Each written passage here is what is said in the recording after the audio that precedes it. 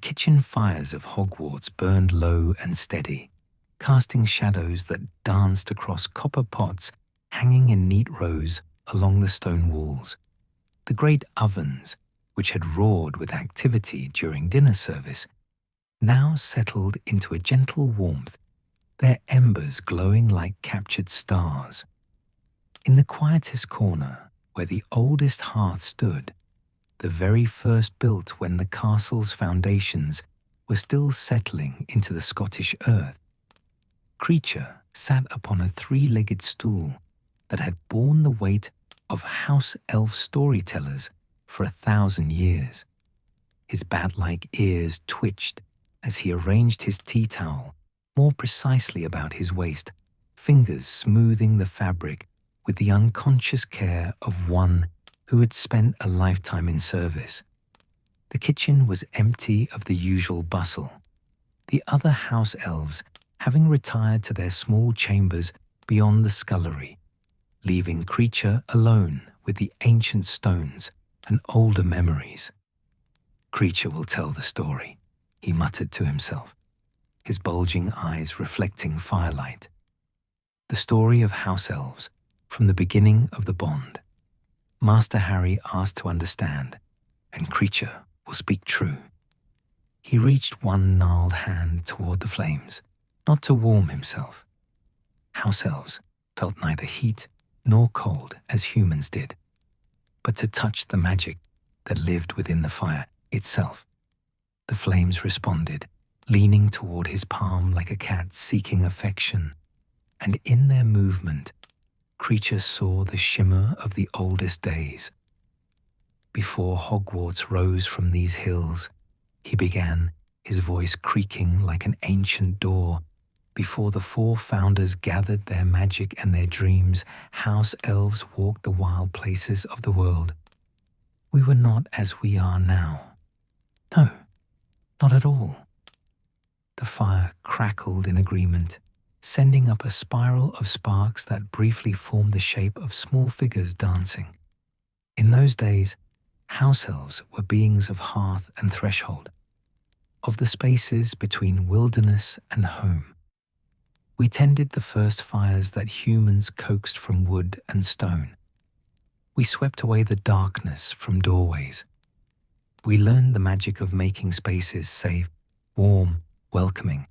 It was our nature, our joy, to transform the cold into comfort, to turn chaos into order. Kreacher's voice softened, taking on the rhythmic quality of a tale told countless times by countless voices, passed down through generations of house-elves who had gathered in kitchens just like this one. Wizardkind was young then, still learning to shape magic with wands and words. They saw our magic, how we could appear and disappear, how we could command a fire to burn bright or low, how we knew the secret ways through any dwelling, and they marveled. Some feared us. Some sought to bind us with crude spells and crueler chains. The fire dimmed slightly, as if remembering old sorrows. But there were others, wizards and witches, whose magic touched something deeper. They understood that our power came from connection, to place, to purpose, to the ancient covenant between the wild and the tame. These wizards did not seek to enslave. They sought partnership. Kreacher fell silent for a moment, his eyes distant, seeing things that had turned to dust before Hogwarts' first stone was laid. The first bond was made freely, he whispered, and there was something like reverence in his voice. A house elf called Willow, for she loved the willow trees and wore their catkins in her hair.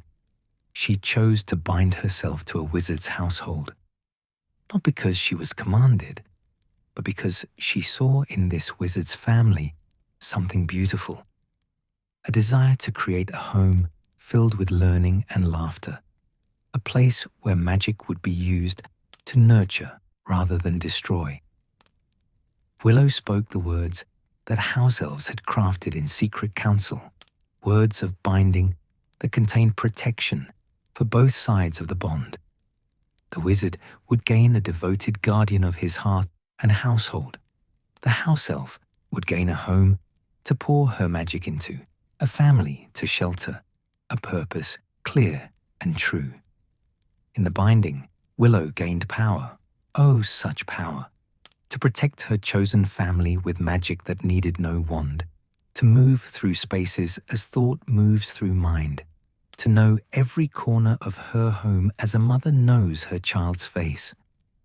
Kreacher's fingers traced patterns in the air, and the firelight bent to follow them, creating images that flickered and faded. But there was a price in the binding, he continued, his tone darkening slightly. For in choosing to bind herself, Willow also chose limitation. Her magic, so wild and free before, became focused entirely upon her household. She could no longer wander the forests as she once had. She could no longer dance beneath the moon with other house-elves in the sacred groves. Her joy became tied to the joy of her wizard family. Their sorrow became her sorrow. Their commands became her purpose. The fire popped loudly as if in protest, and Kreacher nodded slowly. Yes, yes, Kreacher knows. It seems a terrible thing to give up such freedom. But Willow did not see it so. She said, and her words were remembered and repeated through all the generations that followed.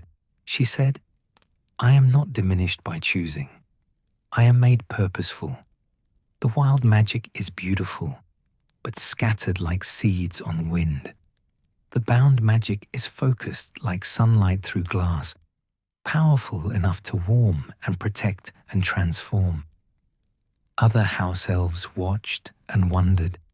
Some thought Willow had been enchanted, tricked, trapped by clever wizard words.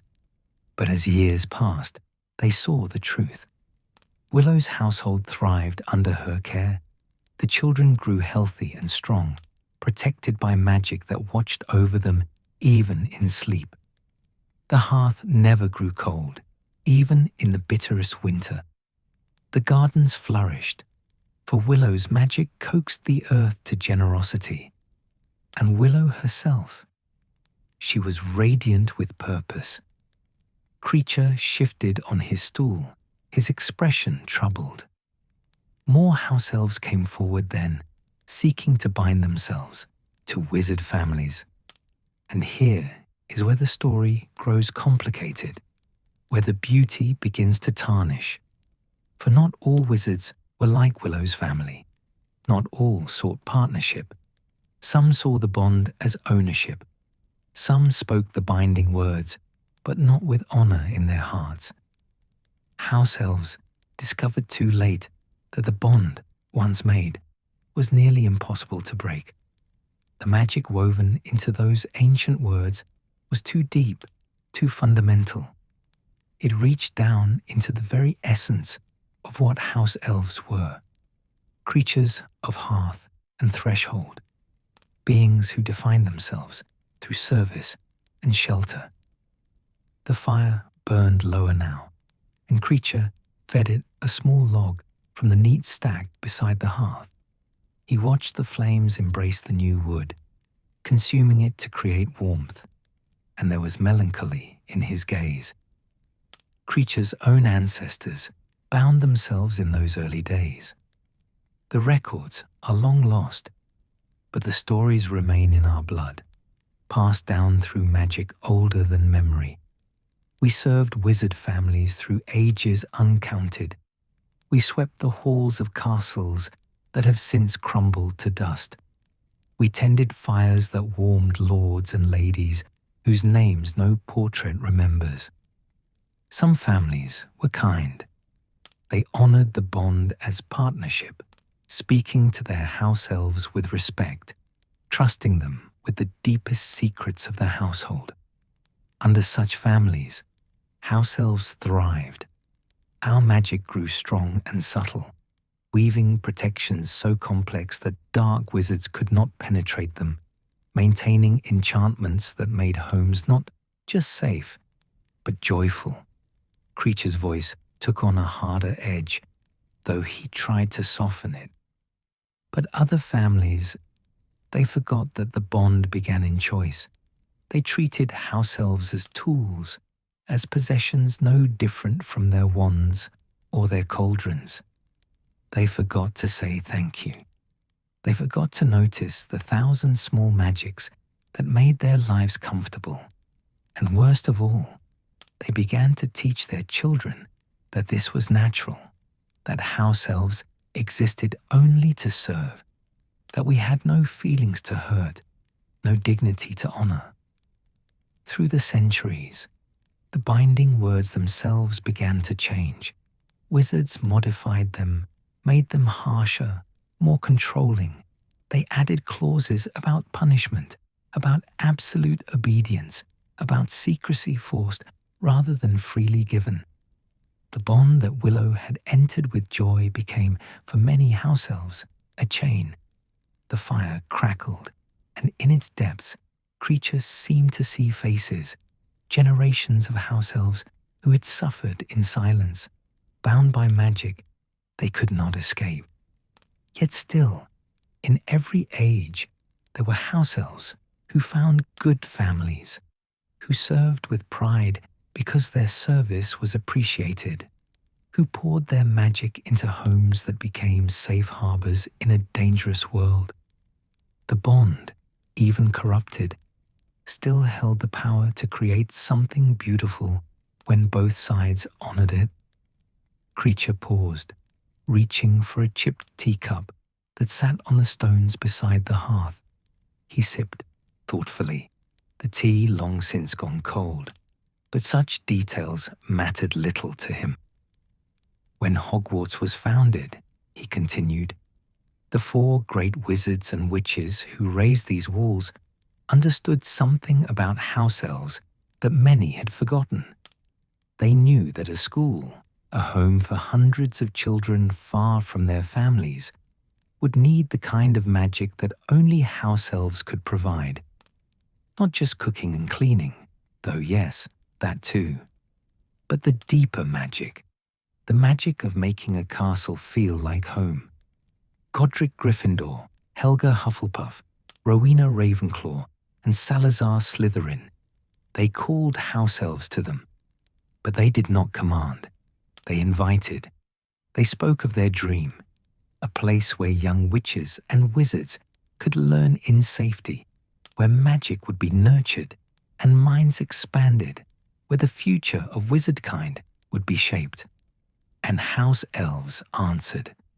Oh, how they answered. From across Britain they came, dozens of house-elves who saw in Hogwarts a purpose worthy of their magic. The bond they made with the school was different from family bonds. They bound themselves not to individual wizards, but to Hogwarts itself, to the stones and the towers, to the great lake and the forbidden forest's edge, to the very idea of the school. Kreacher's eyes gleamed with something like pride. The house-elves who first came to Hogwarts poured everything into making it what it became. They learned the castle's moods, how the stones settled in winter and expanded in summer heat. They discovered passages that even the founders did not know, hidden ways through the walls that house-elf magic could navigate. They tended fires in 100 fireplaces, learning which chimneys drew best, which needed coaxing on windy days. They made the kitchens, these kitchens, into the heart of the castle. 5 enormous hearths, one for each founder and one for all to share. Ovens that never failed, enchanted to remember the exact temperature needed for every dish.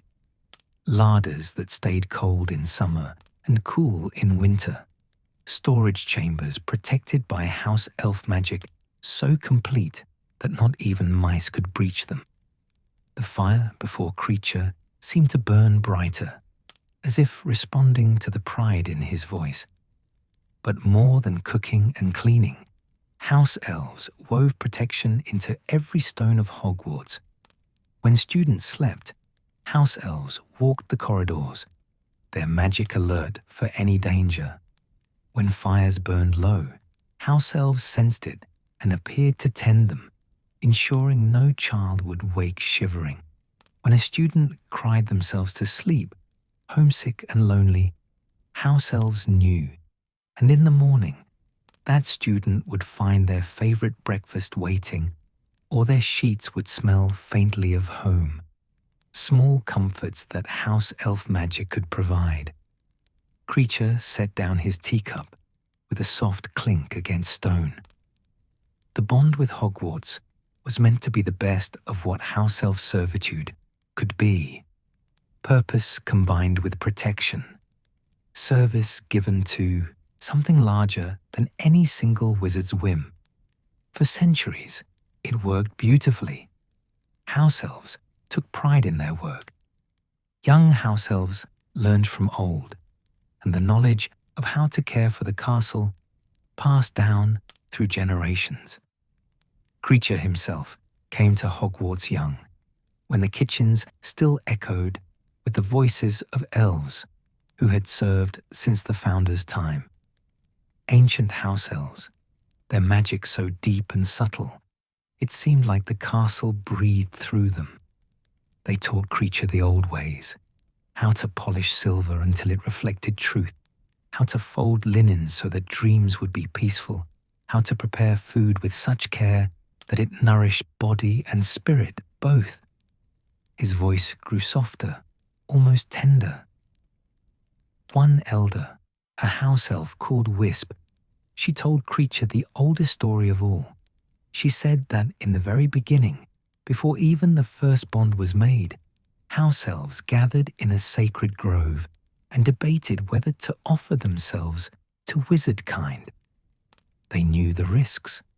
They knew that wizards could be cruel, that the bond might trap them, that they might lose the freedom of the wild places forever. But they also knew their nature. House-elves were not made for the wilderness alone. They needed purpose, connection, the joy of making spaces safe and warm. And so they chose to offer the bond, to create the magic that would tie them to hearth and home. They went into it knowing the cost and judging it worthwhile. Kreacher's expression grew troubled again. Wisp said that house-elves must never forget that first choice, that original gift freely given. She said that when wizards forgot to honor the bond, house-elves must remember it for them, must continue to serve with dignity because the dignity came from within, not from how they were treated. Kreacher did not always understand Wisp's words. There were long years when Kreacher forgot them entirely, buried under the weight of serving masters who saw him as nothing more than a convenient tool. But the words remained, sleeping in his heart like seeds in frozen ground, waiting for spring. The fire had burned down to coals now, glowing red and steady.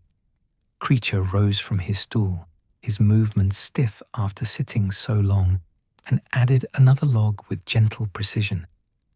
"The ancient bond," he murmured, watching flames slowly embrace the fresh wood, began in hope, in the belief that house-elves and wizard kind could create something together that neither could make alone. Homes that were not just buildings, but sanctuaries. Hearths that were not just fire, but the heart of family. Magic that served not power, but love. That bond still exists, woven into every house-elf's magic. But the centuries have tested it, twisted it, nearly broken it. Kreacher has seen the worst of what the bond can become. But Kreacher has also seen something else, something that reminded him of Willow's first choice, of the hope that began it all.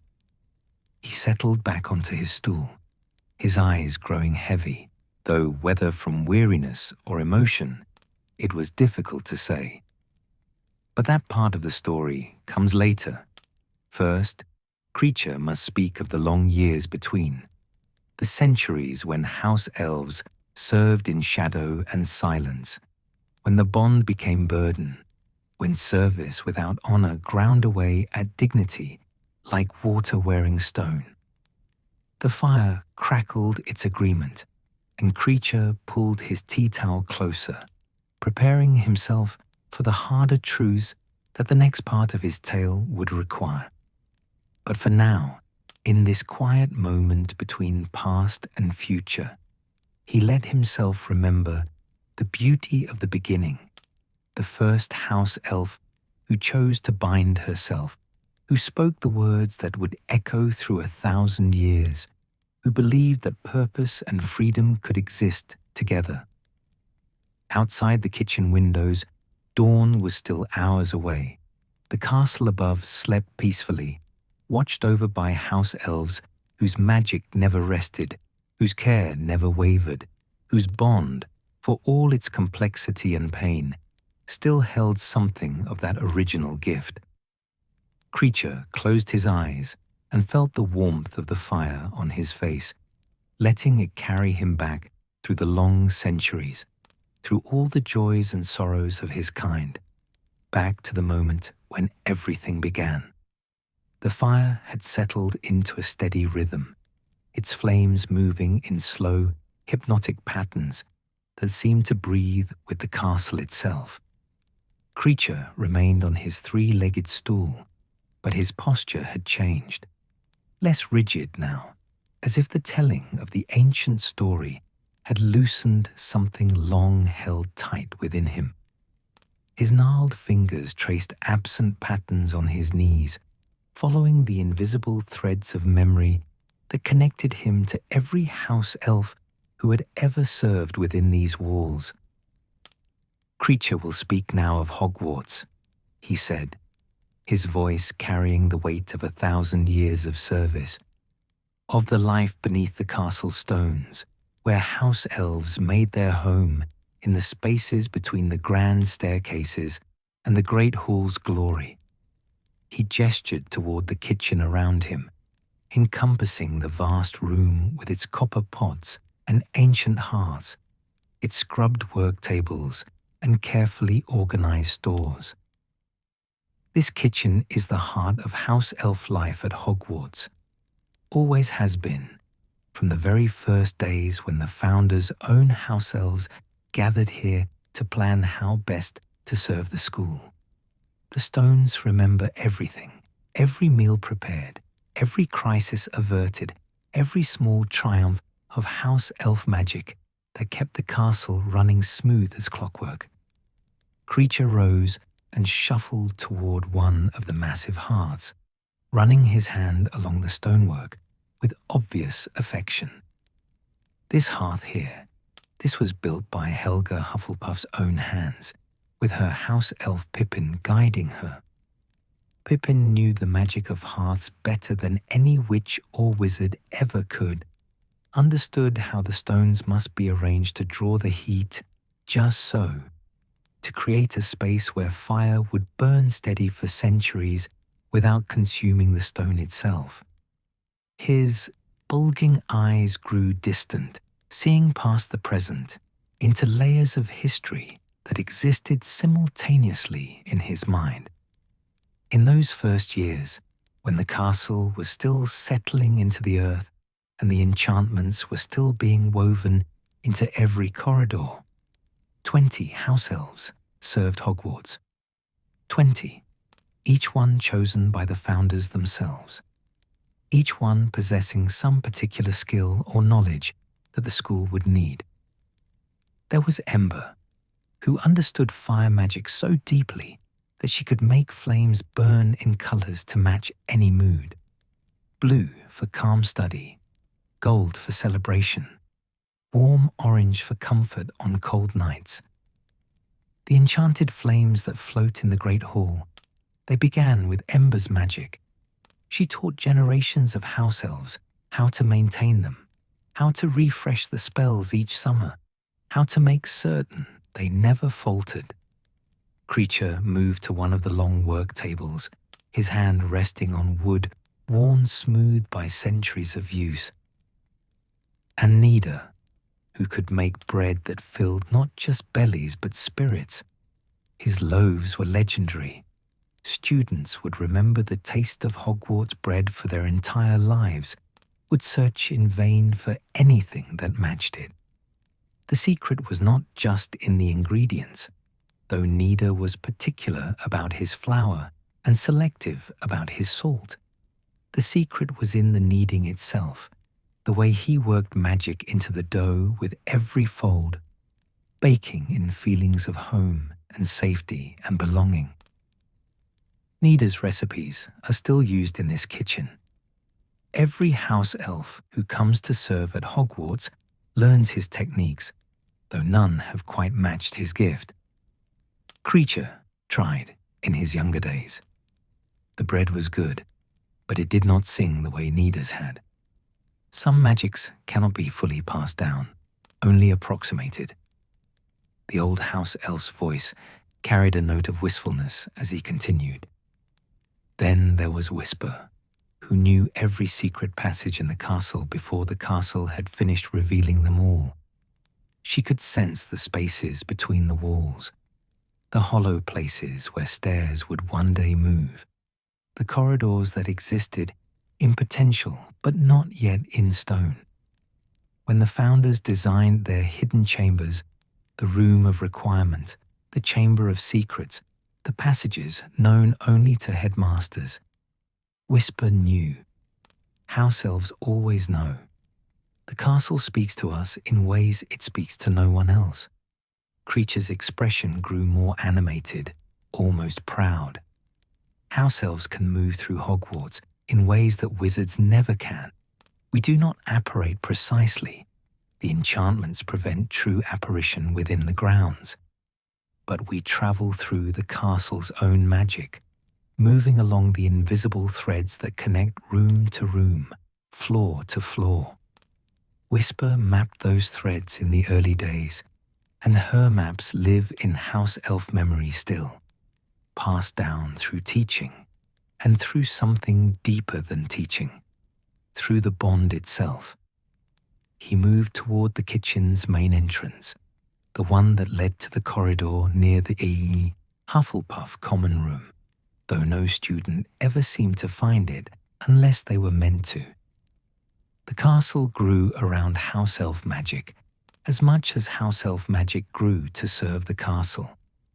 The moving staircases, yes, they were enchanted by the founders' wands.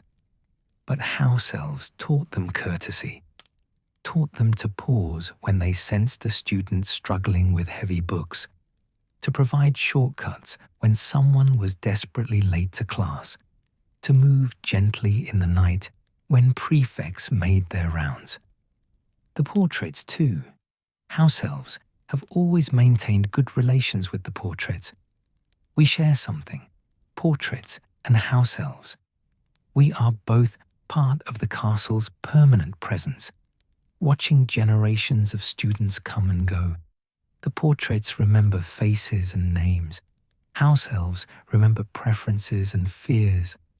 Together, we keep Hogwarts feeling like home for children who miss their families. Kreacher returned to his stool by the fire, settling himself with a soft grunt. In those early centuries, house elf life at Hogwarts fell into patterns that have scarcely changed since. We rise before dawn, though house elves need little sleep, to tend the fires throughout the castle.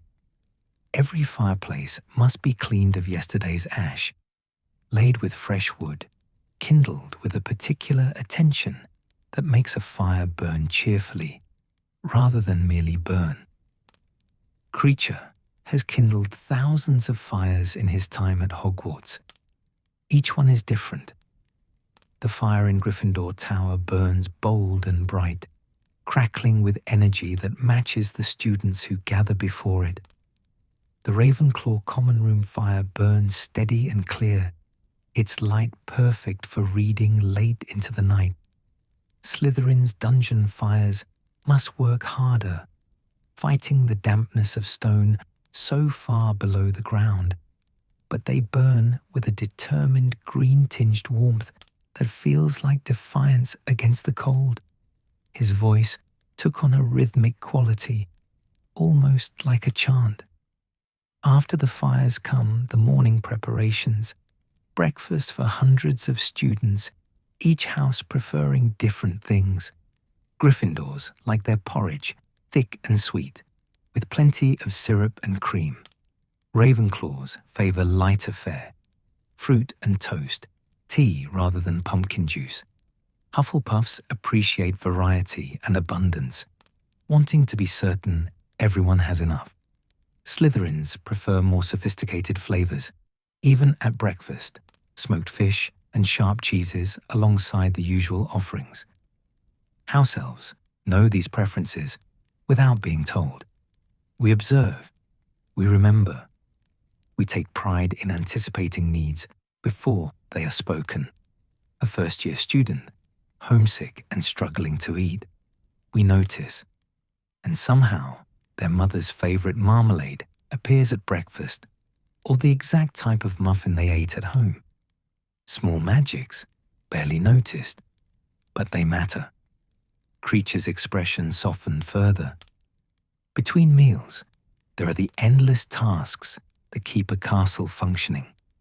Corridors to clean, though the castle helps, its stones repelling dirt more readily than ordinary stone would. Classrooms to prepare, fresh parchment, full inkwells, potion ingredients measured and ready.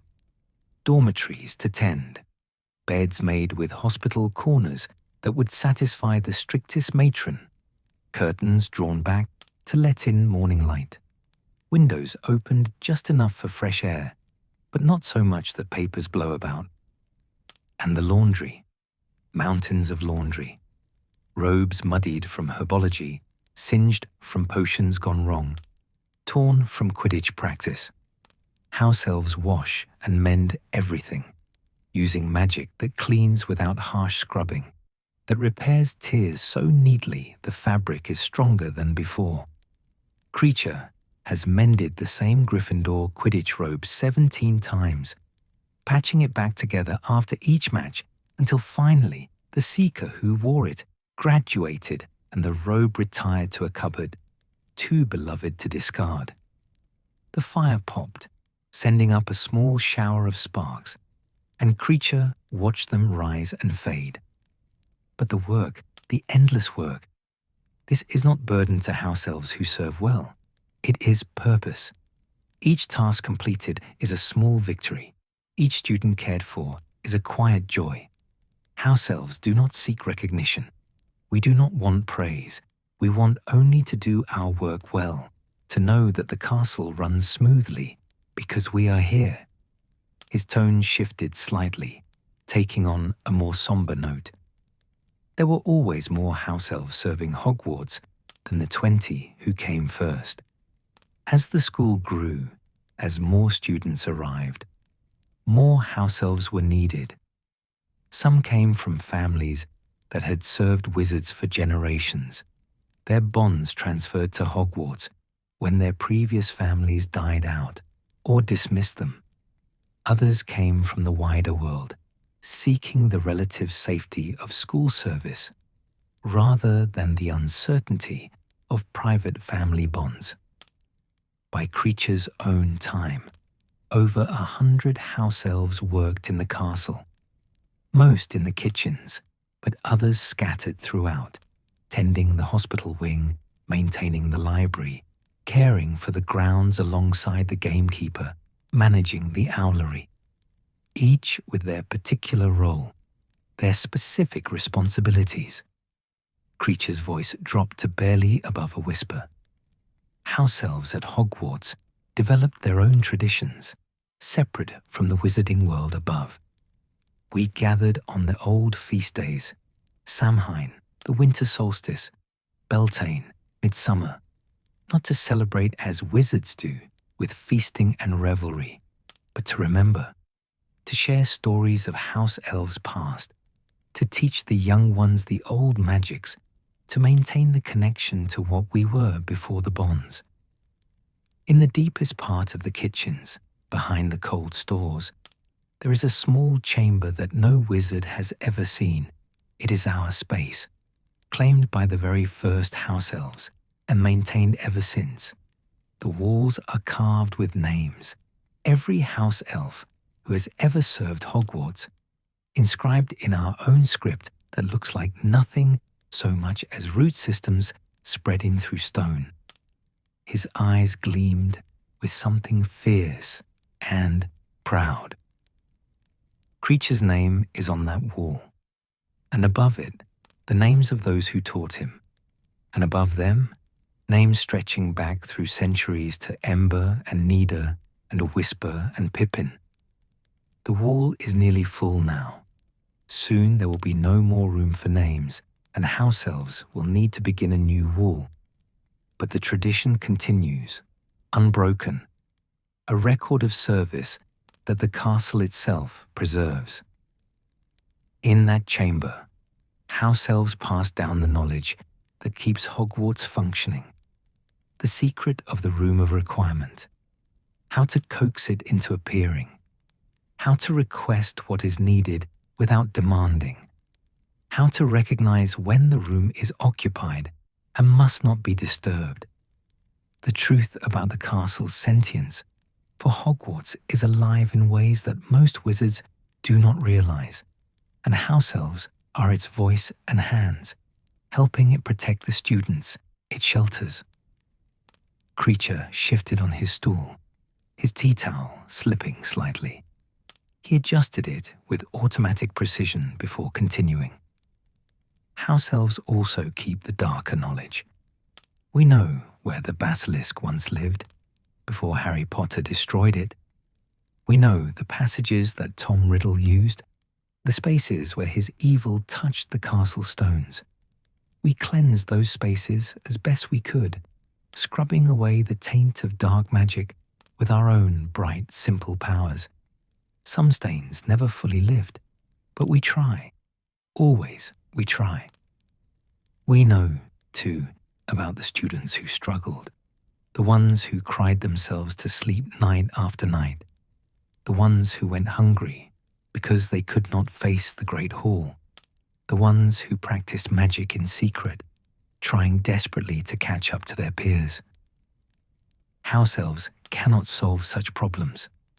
We are not counselors or healers of the heart, but we can provide clean sheets and warm fires and favorite foods, small comforts that sometimes make the difference between endurance and breaking. His voice grew rougher, weighted with emotion. There were students over the centuries who came to the kitchens seeking comfort. House-elves are not supposed to interact with students beyond our service, but the kitchens have always been a place apart. A student who finds their way here, who speaks kindly, who sees house-elves as more than furniture. Such a student is welcome. We give them tea and biscuits. We listen without judgment. We keep their secrets. Kreacher remembers a Ravenclaw girl, centuries ago now, who came to the kitchens every night for a month. She had lost her mother over the summer, and grief hollowed her out until she could not bear the cheerfulness of her common room. She sat in the corner by this very hearth and cried silently while house-elves worked around her. We said nothing. We simply made certain her tea never grew cold, that tissues appeared when needed, that she knew she was not alone. Eventually, she stopped coming. She had found her way through the grief, or at least found a way to carry it. But she never forgot. Years later, when she was a grown witch with children of her own, she sent those children to Hogwarts with instructions to always be kind to house-elves. Small ripples of goodness spreading forward through time. Kreacher's expression grew wistful. House-elf life beneath the castle stones is a life of such moments, of quiet connections and invisible support, of knowing that we are essential even though we are unseen. The castle could not function without house-elves. This is simple truth. Who would tend 700 fires every day? Who would prepare meals for 1,000 students and staff? Who would clean the astronomy tower's observatory windows so perfectly that stars shine through unobscured? Who would maintain the delicate enchantments that keep the castle warm in winter and cool in summer? The answer is house-elves. Only house-elves possess the magic, the dedication, the intricate knowledge of every stone and spell that allows Hogwarts to be what it is. He paused, staring into the fire as if reading secrets in its depths. But knowledge is not the same as appreciation. Purpose is not the same as freedom. For all the pride that house-elves take in our work, for all the joy we find in service well done, there is something beneath it, something that gnaws like a mouse in the walls, small but persistent. The bond that ties house-elves to Hogwarts, that ties us to any family or place, it is not entirely our choice to maintain. We cannot leave, even if we wish to. We cannot refuse a direct order, even if that order contradicts everything we believe is right. We serve because we must. And while many of us find joy in the service, the lack of choice colors everything. Kreacher's voice dropped even lower, barely audible above the fire's crackle. There were house-elves over the centuries who tried to break free, who tested the limits of the bond, seeking loopholes, searching for ways to serve their own desires rather than their master's commands. Kreacher knew one such house-elf decades ago. Tumble, he was called, young and restless, and full of questions that older house-elves told him not to ask. Tumble wanted to know why house-elves could not choose when to work and when to rest, why we could not receive payment for our labor, why we must punish ourselves when we failed in our duties, rather than simply learning from our mistakes and improving. Dangerous questions, questions that made other house-elves uncomfortable. Tumble disappeared one winter. The bond does not break easily, but it can be bent, twisted. Tumble found a way to diminish his connection to Hogwarts, to slip partially free. But the cost was terrible. Without the bond to anchor him, Tumble's magic began to unravel. He grew weaker, more transparent, less present. Within a month, he faded entirely, becoming something not quite ghost, not quite living, a whisper in the walls, a shadow that sometimes appeared in the kitchens on cold nights. Kreacher's eyes were bright with unshed tears. House-elves need the bond to survive. We are not made to be completely free, not in the way that wizards are free. Our magic requires connection, requires purpose, requires the structure that service provides. This is what makes the situation so terribly complicated. We are bound by nature as much as by spell. Even if every wizard in the world released every house-elf tomorrow, we would need to find new bonds, new purposes, new ways to pour our magic into caring for others. This is what wizards do not understand. This is what even kind wizards, well-meaning wizards, cannot quite grasp. House-elves are not enslaved against our nature. We are enslaved within it. Our nature itself is the trap. The fire burned lower, and Kreacher mechanically added another log, his movements showing the weariness of one who has carried such thoughts for too long. But still, beneath the castle stones, house-elves endure. We maintain our traditions in the hidden chamber. We carve our names into the wall. We teach the young ones the old magics and the proper way to fold linens. We tend our fires and prepare our meals and keep Hogwarts functioning, generation after generation after generation. We are the invisible foundation upon which the visible castle stands. We are the magic that runs through the walls like blood through veins. We are Hogwarts, as much as the founders were, as much as any headmaster or student or ghost. His voice strengthened slightly, taking on a note of defiant pride. And whatever else might be said about the bond, about servitude, about the complications of House-Elf existence, no one can say that we do not serve with excellence. No one can say that Hogwarts would be better without us. No one can deny that House-Elf magic, House-Elf care, House-Elf dedication has kept this school safe and warm and welcoming for 1,000 years. Kreacher takes pride in this. All House-Elves do.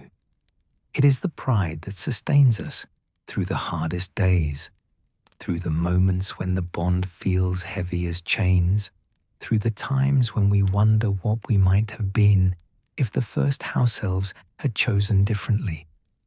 The fire settled into glowing coals once more, and Kreacher's voice faded to a whisper. Beneath the castle stones, House-Elves live and work and dream small dreams of perfect service. It is not a grand existence, it is not a free existence, but it is ours, shaped by centuries of tradition and magic and stubborn, persistent care. And for many House-Elves, for most House-Elves, it is enough. His eyes closed briefly, and when they opened again, they held shadows of memories yet to be shared, darker memories, harder truths that waited in the chapters of his story still to come. But for now, the tale of life beneath the castle stones was told, and the fire burned steady and low, as it had burned for 1,000 years, tended by invisible hands that asked for nothing more than the chance to serve well. The kitchen fire had burned through several logs now, and ash gathered in soft drifts beneath the grate. Kreacher stared into the flames with an expression that suggested he was seeing not warmth and light, but memories that cast their own cold shadows. His fingers trembled slightly as he clutched his tea towel, the fabric twisted tight in his gnarled hands. Kreacher must speak now of harder things, he said, his voice rougher than before, as if the words themselves scraped against his throat. Of the weight of binding when the bond is not honored, of service without dignity, of the long years that taught Kreacher what it means to be property rather than partner. He drew a shuddering breath, and the fire seemed to dim in response to his mood. Not all House-Elves serve at Hogwarts. Most are bound to families, ancient wizarding families with long histories and longer memories. Kreacher was born into such service, born into the bond with the House of Black, a family as old as Hogwarts itself, as proud as any that ever existed in wizarding Britain. The name seemed to pain him, pulling his features into a grimace. The Black family was noble once, or so they told themselves. Noble in blood, noble in magic, noble in their pure wizarding heritage, untainted by Muggle contamination. They traced their lineage back through centuries, every marriage carefully arranged to keep the bloodline pure, every child raised to believe in the supremacy of magical blood over all other considerations. Kreacher's voice took on a bitter edge. House-Elves served the Blacks for generations untold. Kreacher's mother served them, her mother before her, back and back through time until the origins were lost in the mists of history.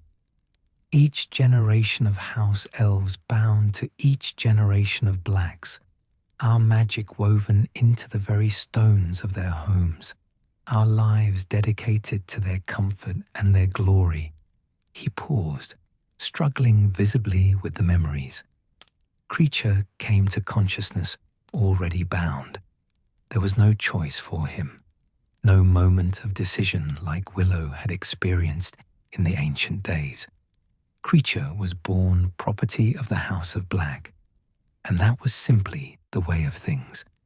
The bond wrapped around his magic from his first breath, shaping him, defining him, telling him without words that his purpose was service and nothing more. The fire crackled sharply, as if in protest, and Kreacher flinched at the sound. The Black family home was number 12, Grimmauld Place in London.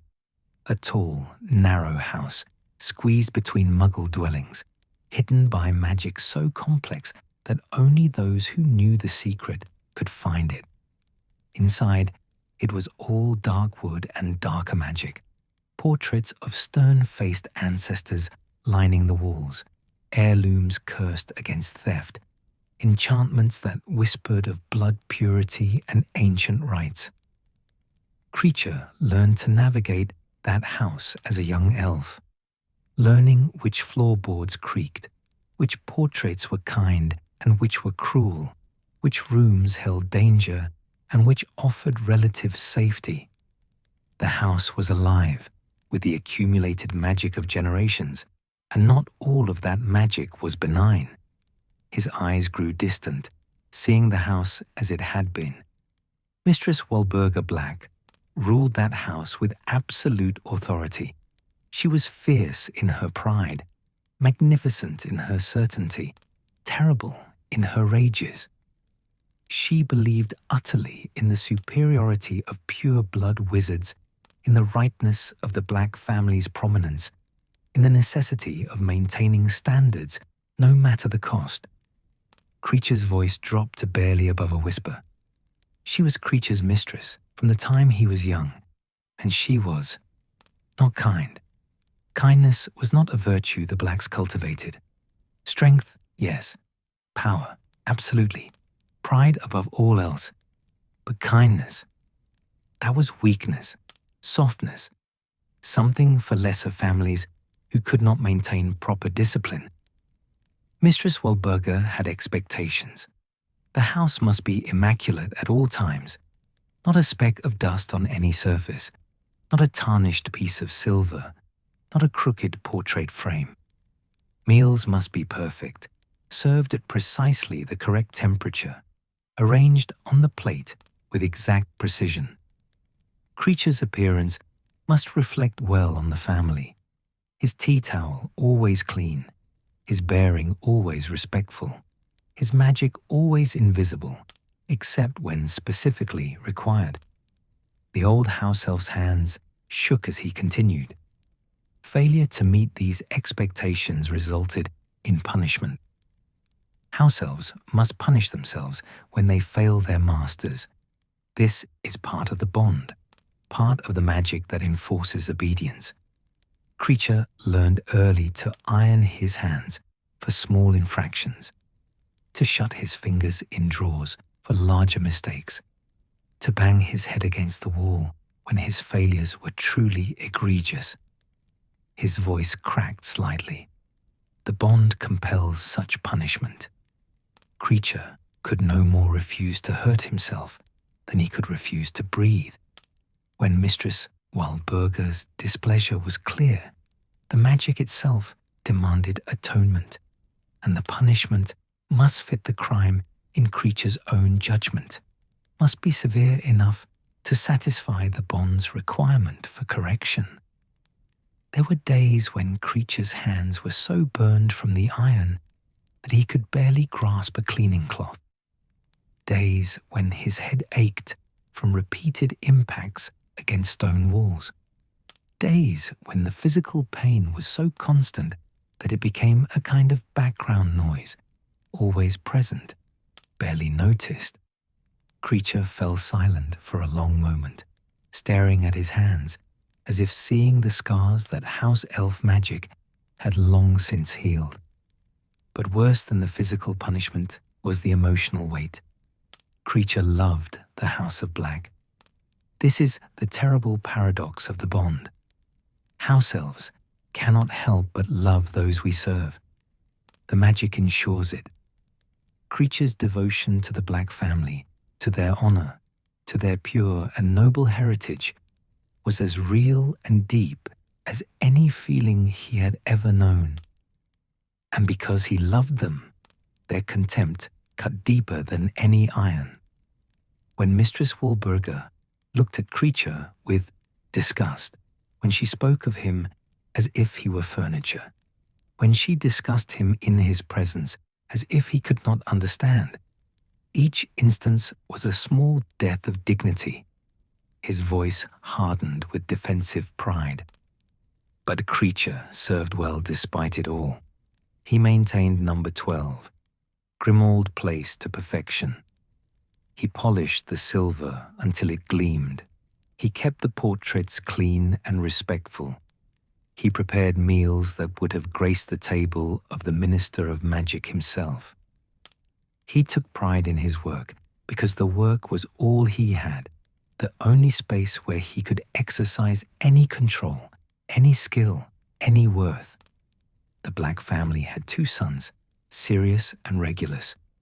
Kreacher watched them grow from children to young men, serving them as he served their parents. Sirius was wild, rebellious, a boy who questioned everything the Black stood for. He treated Kreacher with casual cruelty, born of indifference, ignoring him most of the time, mocking him occasionally, using him as a convenient outlet for frustration when arguments with his mother grew too heated. Kreacher's expression shifted, softening slightly. But Regulus was different. Younger, quieter, more obedient to the family's expectations. He believed in blood purity as his mother taught him. He joined the Death Eaters to serve the Dark Lord, to fight for the supremacy of pure-blood wizards. Kreacher approved. Kreacher thought Regulus noble and brave for standing with the Dark Lord against the forces that would dilute magical blood and destroy wizarding traditions. The fire popped loudly, and Kreacher's voice grew more animated. The Dark Lord himself came to Grimmauld Place once, seeking a house-elf for a task of great importance. Mistress Walburga offered Kreacher's service with pride, honored that the Dark Lord would trust a Black family elf with his work. Kreacher was proud, too. Proud to serve the Dark Lord, proud to be chosen, proud to demonstrate house-elf magic for such a powerful wizard. His expression darkened. The Dark Lord took Kreacher to a cave by the sea. A terrible place, full of dark magic and darker purpose. There was a basin there, filled with potion that burned and corrupted, that brought visions of horror and despair. The Dark Lord needed to test this potion, needed to ensure it would function as intended. He commanded Kreacher to drink it. Kreacher's whole body shuddered at the memory. Kreacher drank. The bond compelled obedience, and the Dark Lord's command was absolute. The potion was agony. It burned through Kreacher's throat like liquid fire, filled his mind with images of every failure, every punishment, every moment of shame and worthlessness. It made Kreacher relive his worst memories over and over, each time more vivid, more painful, more crushing to the spirit. Kreacher drank the entire basin as commanded, his body convulsing, his mind fragmenting, his magic screaming in protest. And when the basin was finally empty, when Kreacher collapsed on the cave floor certain he was dying, the Dark Lord placed something in the now empty basin and filled it again with the same terrible potion. His voice dropped to a whisper. Then the Dark Lord left. He left Kreacher in that cave to die, for the potion created a thirst that could only be satisfied by the lake water surrounding the island. And that lake was full of inferi, corpses reanimated by dark magic. waiting to drag down anyone who disturbed the water. Kreacher drank from the lake because the thirst was unbearable. The inferi grabbed him, pulled him down into the cold water, their dead hands clutching at his arms and legs. Kreacher should have died there, drowned in a cave far from home. His service ended in darkness and terror. Kreacher's eyes gleamed with tears now. But the bonds saved Kreacher. House-Elf magic is different from wizard magic. We can apparate where wizards cannot. Even dying, even surrounded by inferi, Kreacher's magic responded to his desperate need to return home, to return to the place where his service was bound. He apparated directly from the cave to the kitchen at Grimmauld Place, collapsing on the floor, still wet from the lake, still shaking from the potion's effects. Kreacher survived what the Dark Lord intended to be certain death. And in surviving, Kreacher learned something terrible. The Dark Lord saw House-Elves as utterly disposable, less than servants, less than creatures, things to be used and discarded without thought. His voice hardened with something like anger. Kreacher told Master Regulus what had happened, told him everything: the cave, the potion, the inferi, the Dark Lord's casual cruelty. And Kreacher saw Master Regulus's face change as he listened, saw doubt creep into those young eyes, saw the beginning of understanding that perhaps the Dark Lord was not the noble savior of wizarding kind that Regulus had believed him to be.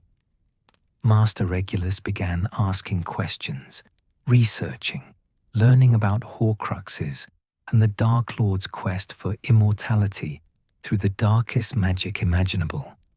And eventually, Master Regulus made a decision that would cost him everything. Kreacher's voice broke with grief. Master Regulus commanded Kreacher to take him to the cave, to guide him there, to help him drink the potion, so that he could retrieve what the Dark Lord had hidden: a locket, a Horcrux containing a piece of the Dark Lord's soul. Master Regulus drank that terrible potion himself, suffered as Kreacher had suffered, and then commanded Kreacher to take the locket and destroy it. Kreacher tried to obey. He took the locket as Master Regulus commanded, but Master Regulus, weakened by the potion, was dragged into the lake by the inferi. Kreacher heard him screaming as Kreacher apparated away, bound by Master Regulus's final order to leave him there and return home with the locket. The tears flowed freely now, tracking down Kreacher's wrinkled face. Master Regulus died in that cave, died to defy the Dark Lord, died to try to destroy the Horcrux, died believing that Kreacher would succeed where he had failed. And Kreacher could not even complete his master's final command. The locket could not be destroyed. Kreacher tried everything, every magic he knew, but nothing could break the dark enchantments protecting it. Kreacher kept the locket hidden at Grimmauld Place for years, kept it secret from everyone, failing Master Regulus with every day that passed. The weight of that failure was heavier than any punishment Kreacher had ever inflicted on himself.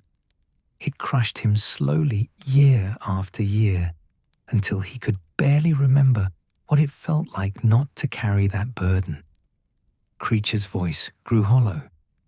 The bond made Kreacher love the blacks, made him serve them with absolute devotion. But that same bond trapped him in failure, trapped him with knowledge he could not share, with a task he could not complete, with grief he could not properly express. Master Regulus was dead. Sirius was disowned and imprisoned. Mistress Walburga died clinging to her portraits and her pride. The House of Black crumbled around Kreacher, and still he served, because the bond gave him no choice. This is the weight of binding. This is what it means to be house elf property, to love those who show no love in return, to serve those who show no gratitude, to be bound so tightly to duty that even death cannot release you from promises you cannot keep. The fire had burned low again, and Kreacher made no move to tend it, sitting hunched on his stool, wrapped in memories that offered no warmth. Kreacher is not unique in this suffering. Throughout the wizarding world, house-elves serve families that treat them as less than sentient. House-elves polish silver in homes where their masters curse them for sport. House-elves prepare meals for families who would not notice if the elf collapsed from exhaustion. House-elves maintain estates for wizards who think no more of their elves than of their garden gnomes. The bond ensures loyalty, but it does not ensure kindness. It compels service, but it does not compel respect. And so house-elves endure, generation after generation, bound by magic that makes us love even as we suffer, that makes us serve even when service brings only pain. His voice dropped to barely audible. Some house-elves break under the weight. Kreacher has heard stories. House-elves who lost their minds to the contradictions of the bond, who punished themselves so severely that their bodies gave out, who simply faded away like Tumble did, unable to bear existence any longer. The bond is strong, but house-elves are not unbreakable. We break quietly, invisibly, and the world barely notices when we do. Kreacher raised his head slightly, his eyes red but defiant. But Kreacher did not break. Even in the worst years, even when Number 12, Grimmauld Place became headquarters for those fighting against everything Kreacher believed in, even when the locket remained hidden and Master Regulus's command remained unfulfilled, Kreacher endured. Because endurance is what house-elves do. It is what we have always done. It is all we can do. The weight of binding is heavy. It bows house-elf backs and breaks house-elf spirits and grinds house-elf dignity into dust. But still, house-elves carry it, because we must, because the bond gives us no choice, because our magic and our nature and our very existence is bound up in service, and without that service, we are nothing. The fire flickered weakly, and Kreacher finally stirred himself to add another log, his movements mechanical and weary. Kreacher carried that weight for decades, carried it through the fall of the House of Black, through years of serving those who despised everything he valued, through failure and grief and loneliness that seemed to have no end. The weight became part of him, shaping him into the bitter, broken creature he became, snappish and cruel and clinging desperately to the only things he had left, his memories of Master Regulus and his loyalty to a dead family's dead values. His voice strengthened slightly. But even the heaviest weight can shift. Even the most crushing burden can lighten. Kreacher did not know it during those dark years, but change was coming. Change that would challenge everything Kreacher believed about service and worth. Change that would force Kreacher to confront the bond itself and decide what it truly meant to be a house elf. But that part of the story, that comes later. First, Kreacher must speak of another house elf, one who dared to do what Kreacher never thought possible, one who chose freedom when every other house elf accepted binding. Kreacher's expression shifted, becoming complicated, part resentment, part admiration, part grief. Kreacher must speak of Dobby. The fire crackled softly, as if acknowledging the weight of that name, and Kreacher settled back on his stool, preparing himself for the next chapter of his tale. a chapter that would speak of rebellion and freedom, and a house elf who changed everything simply by believing he deserved better. The night deepened around Hogwarts, and in the kitchen, Kreacher's voice continued, carrying the story forward through pain towards something that might eventually resemble hope. The kitchen fire had settled into a rhythm now, burning with the steady patience of flames that had heard countless stories and would hear countless more. Kreacher sat motionless on his stool, his eyes fixed on some distant point beyond the stone walls, beyond the present moment, seeing into a past that still had the power to shake him to his core. Dobby, he said, and the name came out strange, twisted with emotions Kreacher could not fully untangle even after all these years. Kreacher must speak of Dobby now, of the house elf who did the impossible, who chose freedom when freedom seemed like madness. He shifted on his stool, his tea towel clutched tight in his hands. Kreacher first heard of Dobby through the house-elf network, the invisible web of communication that connects all house-elves, though wizards rarely know it exists. House-elves talk to each other when our masters are not watching. We share news when we accompany our families to gatherings. We whisper in the spaces between tasks, passing along stories and warnings and fragments of the wider world. Word spread through this network like ripples in water. A house elf of the Malfoy family had been freed, not through death of his master, not through the ending of a family line, but through trickery, through a sock placed inside a book, handed to the elf by Harry Potter himself. And Dobby, mad, reckless Dobby, had accepted that sock as the gift of freedom it was meant to be. Kreacher's voice carried disbelief even now, years after the event. House elves across Britain reacted with shock, some with horror. How dare Dobby defy the ancient bond? How dare he seek freedom from a family as noble as the Malfoys? How dare he value his own desires above his sacred duty to serve? Kreacher felt that horror too, felt it deep in his bones. The very idea of a house elf choosing freedom seemed unnatural, wrong, a violation of everything house elves were meant to be. He paused, his expression troubled. But there were other reactions too, whispered in the darkest corners of kitchens, spoken only when masters were far away. Some house elves felt something else, something Kreacher could not name at first, something that felt dangerous to acknowledge. It was possibility. It was wonder. If Dobby could be freed, did that mean freedom was possible for all house elves?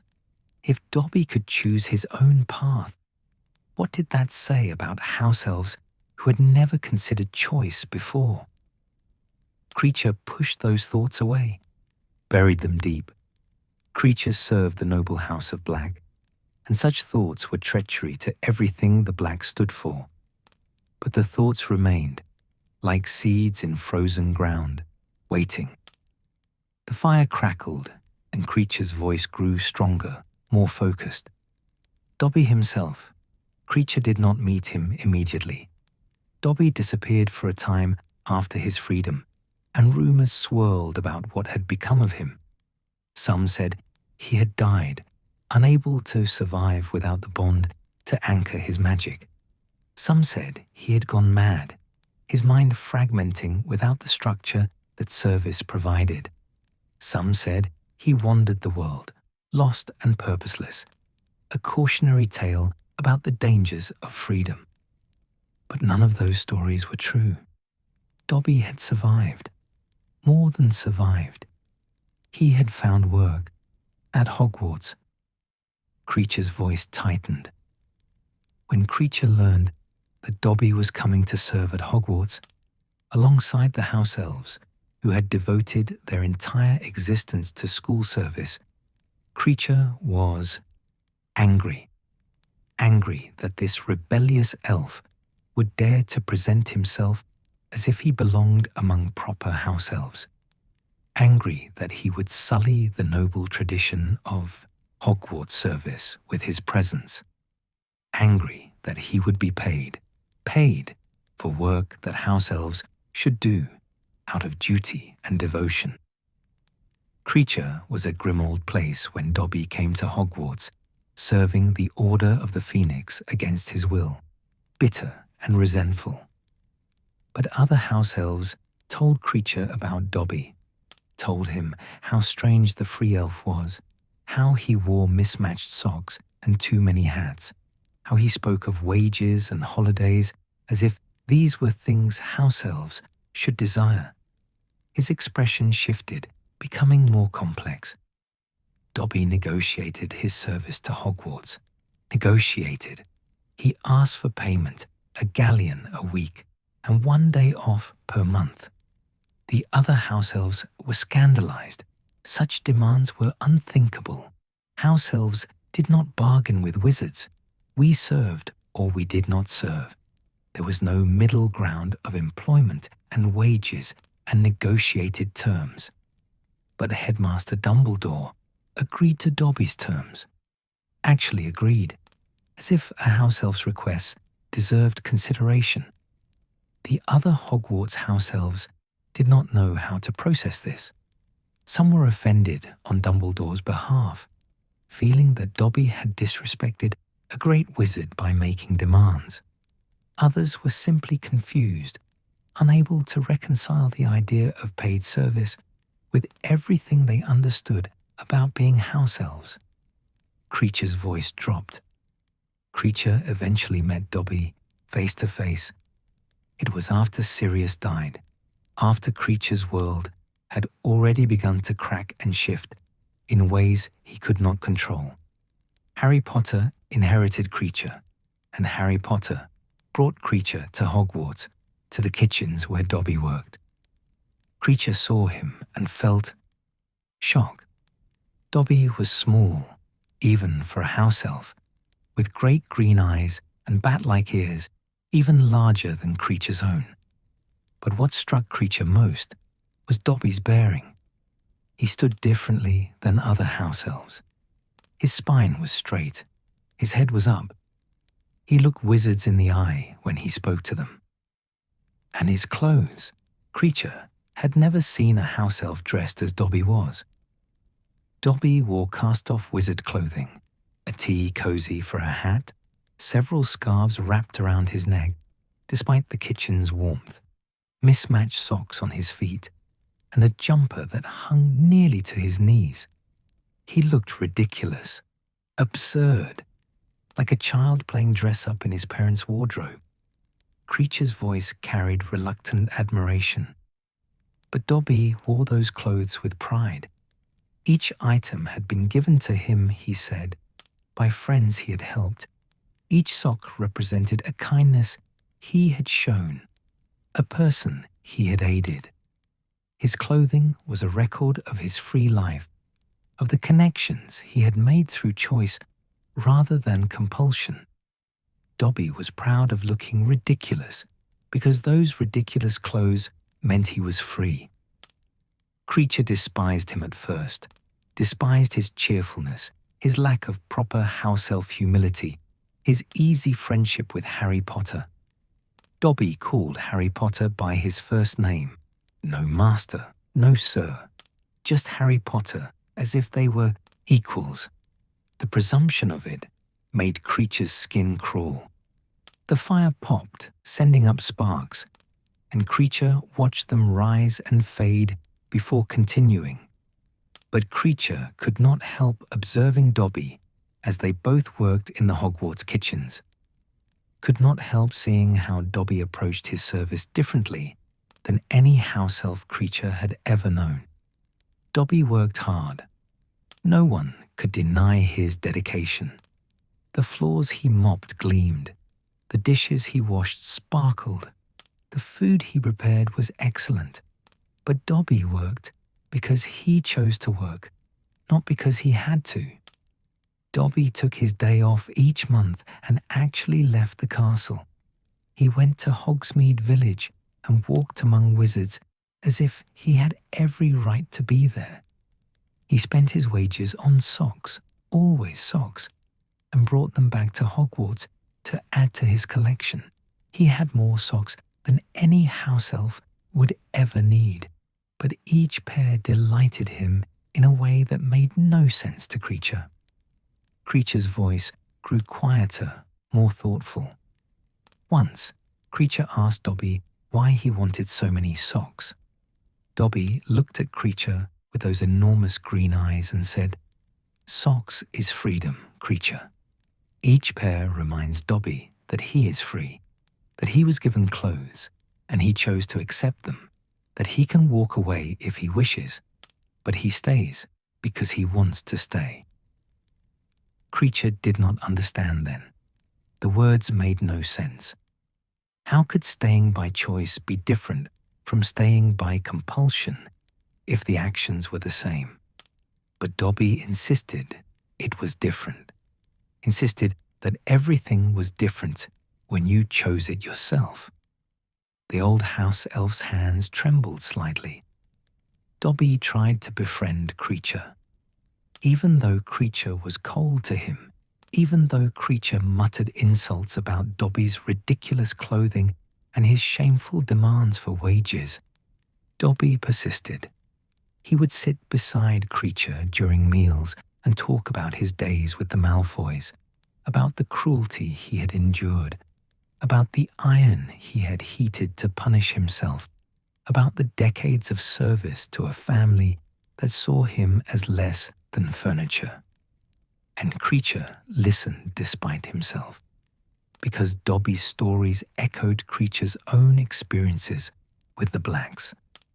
The contempt in the Master's eyes, the casual cruelty, the punishment that came not from malice but from indifference, which was somehow worse. Dobby understood what Kreacher had lived through because Dobby had lived through the same. Kreacher's voice cracked slightly. But Dobby had escaped. Dobby had found a way out. And more than that, Dobby had found a way to serve that did not destroy his dignity. Dobby took pride in his work at Hogwarts, but it was a different kind of pride than Kreacher had known. Dobby was proud because he had chosen this service, because he could leave if he wished, but stayed because Hogwarts was a good place, because Headmaster Dumbledore was a good wizard, because the work mattered and Dobby wanted to do it. There was a house elf named Winky who also came to work at Hogwarts, dismissed by her master in disgrace. Winky was broken by her freedom, devastated by the loss of her bond, unable to function without the structure that servitude had provided. She drank butterbeer to excess and sobbed about her lost master and refused to accept wages for her work. Kreacher understood Winky. Kreacher sympathized with her grief and her shame. That was how a proper house elf should react to freedom, with horror and mourning and desperate desire to return to service. Dobby's cheerful acceptance of freedom was the aberration, the madness. Kreacher paused, his expression conflicted. But watching Winky suffer while Dobby thrived began to crack something in Kreacher's certainty, began to make him wonder if perhaps the bond itself was the problem, not freedom from it. If perhaps house elves like Winky had been so damaged by generations of servitude that freedom felt like death, while house elves like Dobby, who had somehow retained some core of self beneath the binding, could survive and even flourish when freed. Dobby told Kreacher once about Harry Potter, about how Harry Potter had freed him not for any benefit to himself, but simply because he believed Dobby deserved freedom, about how Harry Potter treated Dobby as a person, asked his opinion, thanked him for his help, valued his contributions, about How different it felt to be respected rather than commanded.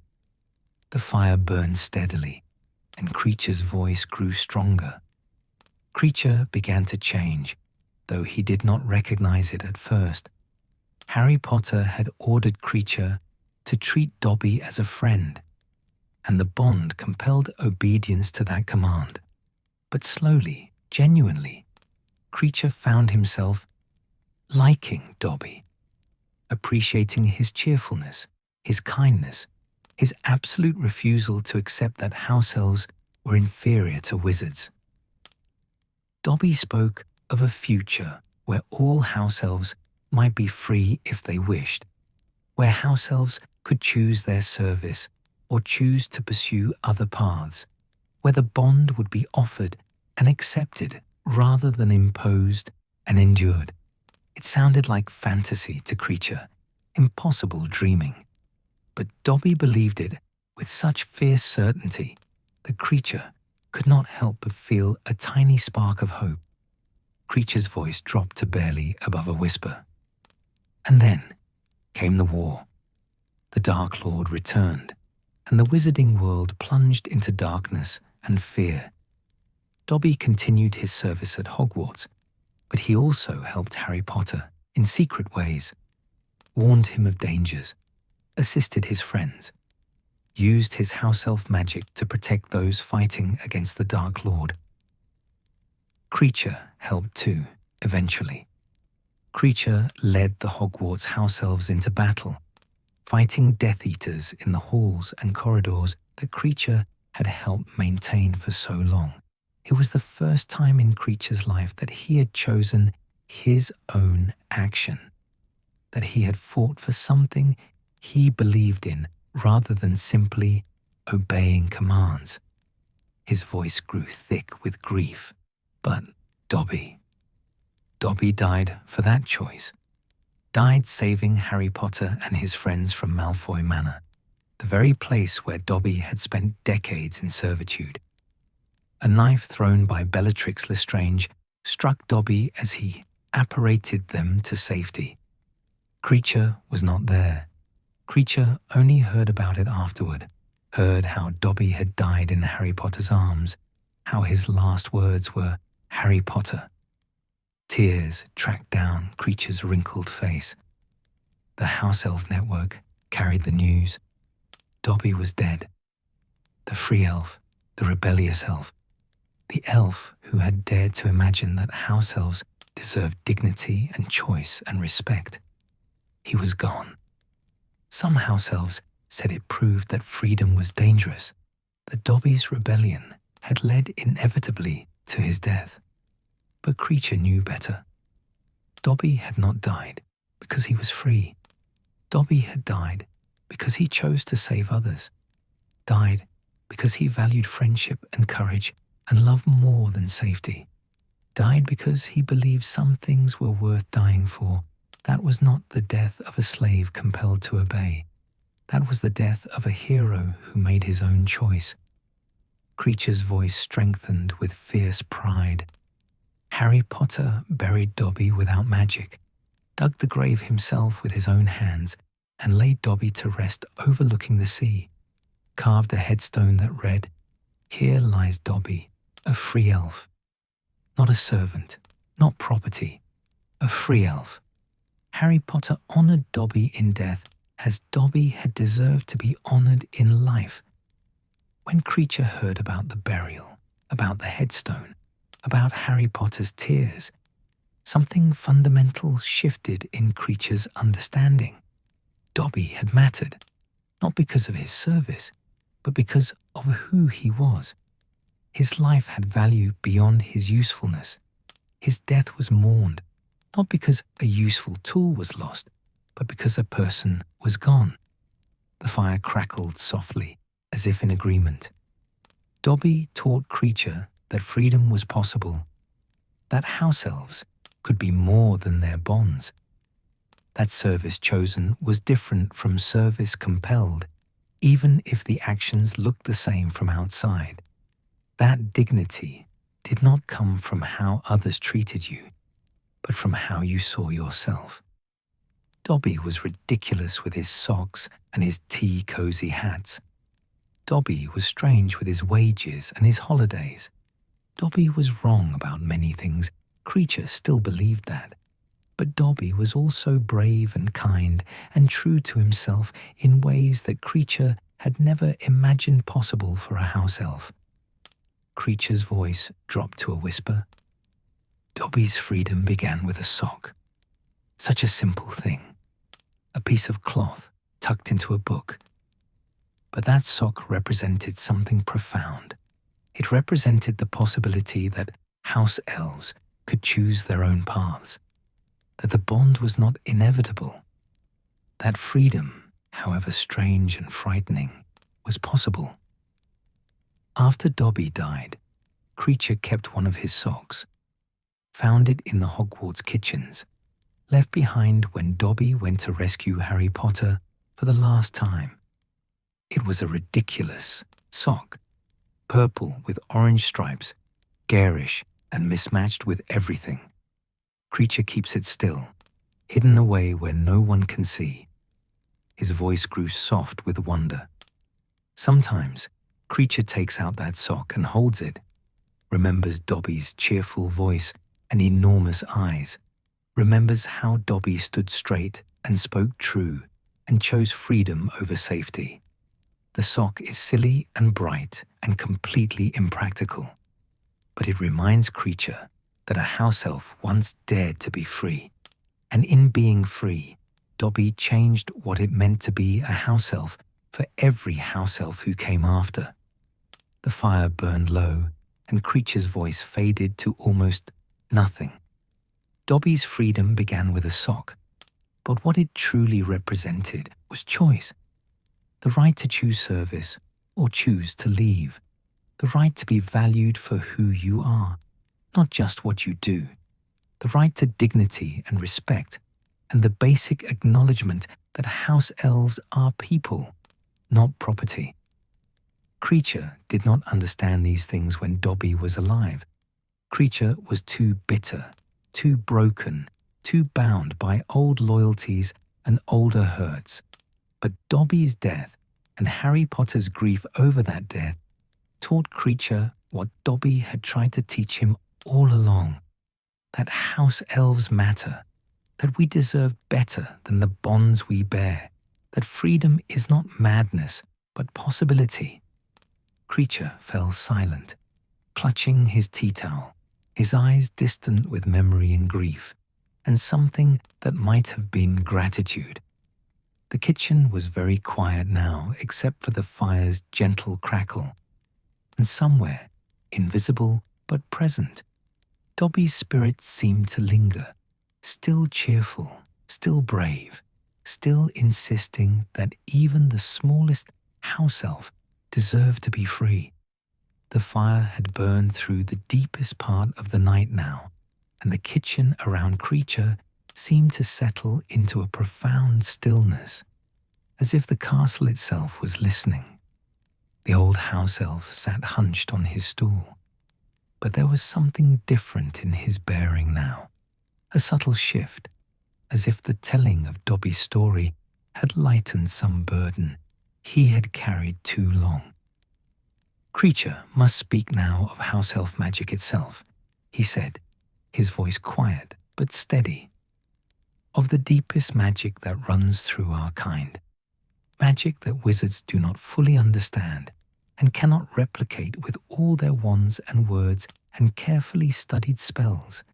He raised one gnarled hand, fingers spread, and the firelight seemed to bend toward him, responsive to his presence in a way it would never respond to wizard magic. House elf magic is old, older than wands, older than the formal study of spellwork, older perhaps than wizard kind itself. It comes from a different source than wizard magic, not from learning and practice and careful incantation, but from something fundamental to what house elves are. It is woven into our very being, as natural to us as breathing, as essential as heartbeat.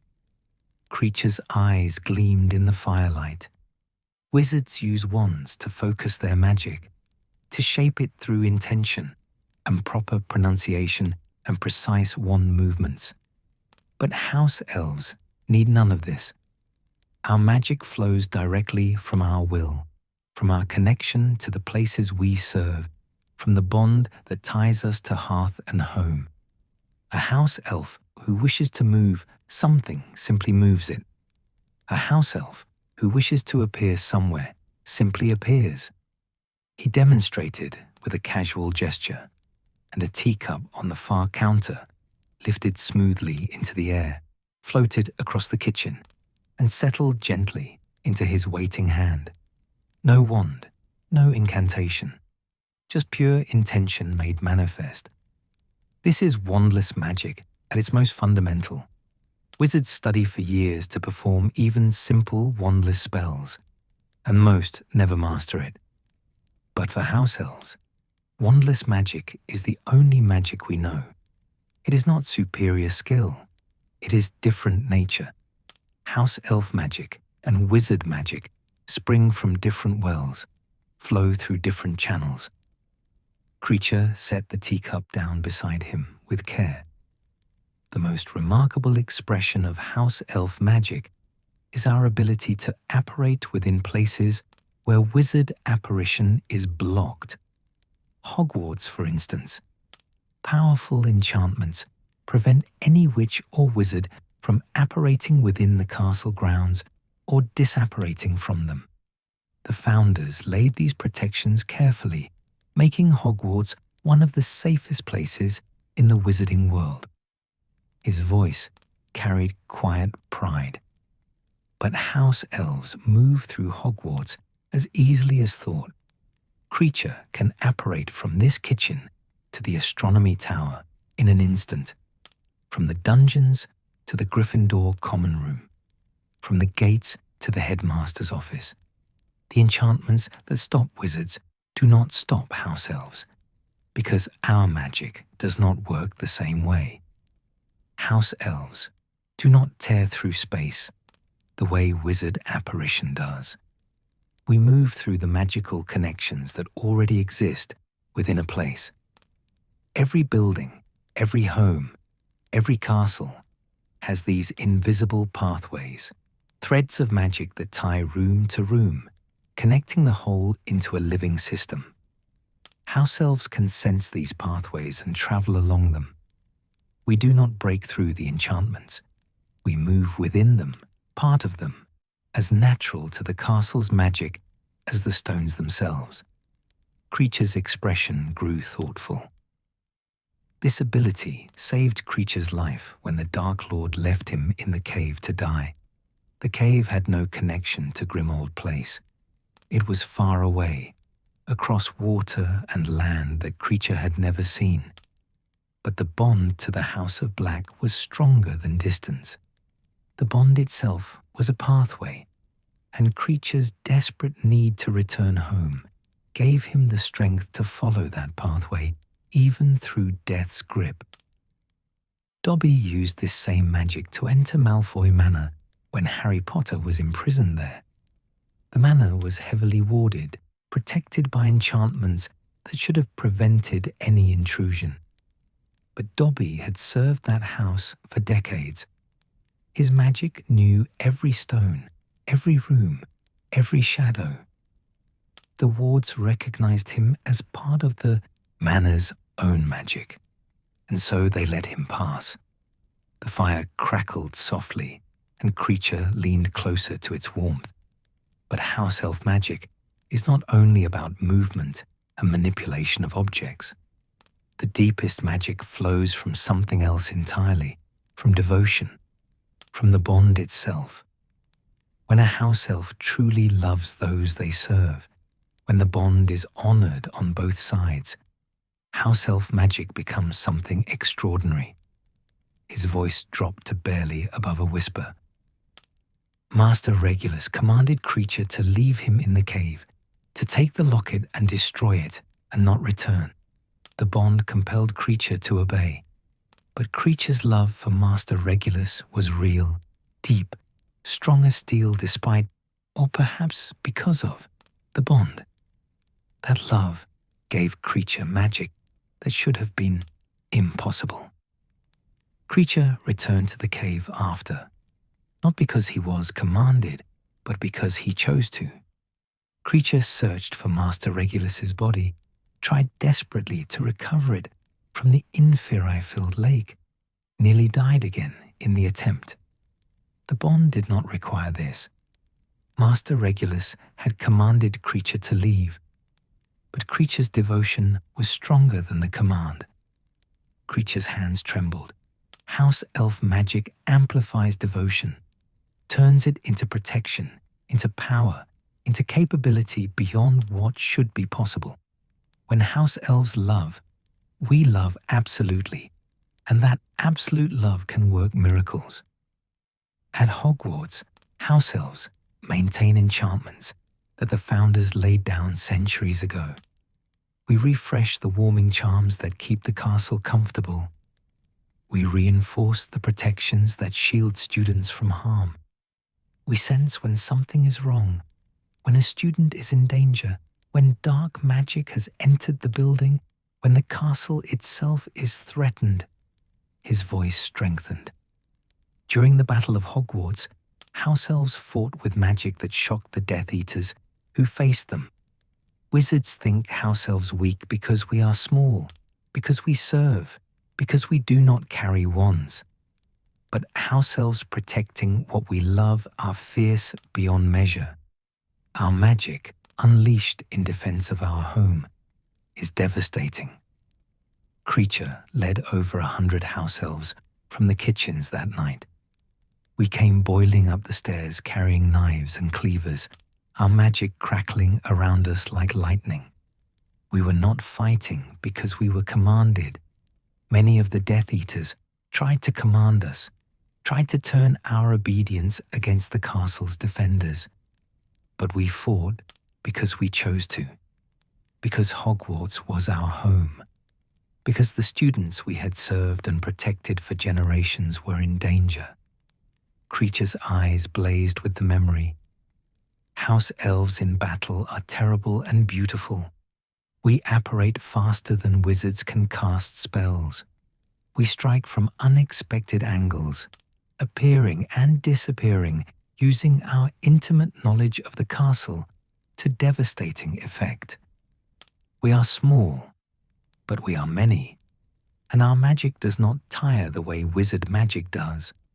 We draw power from the castle itself, from our connection to the stones and the enchantments woven through them.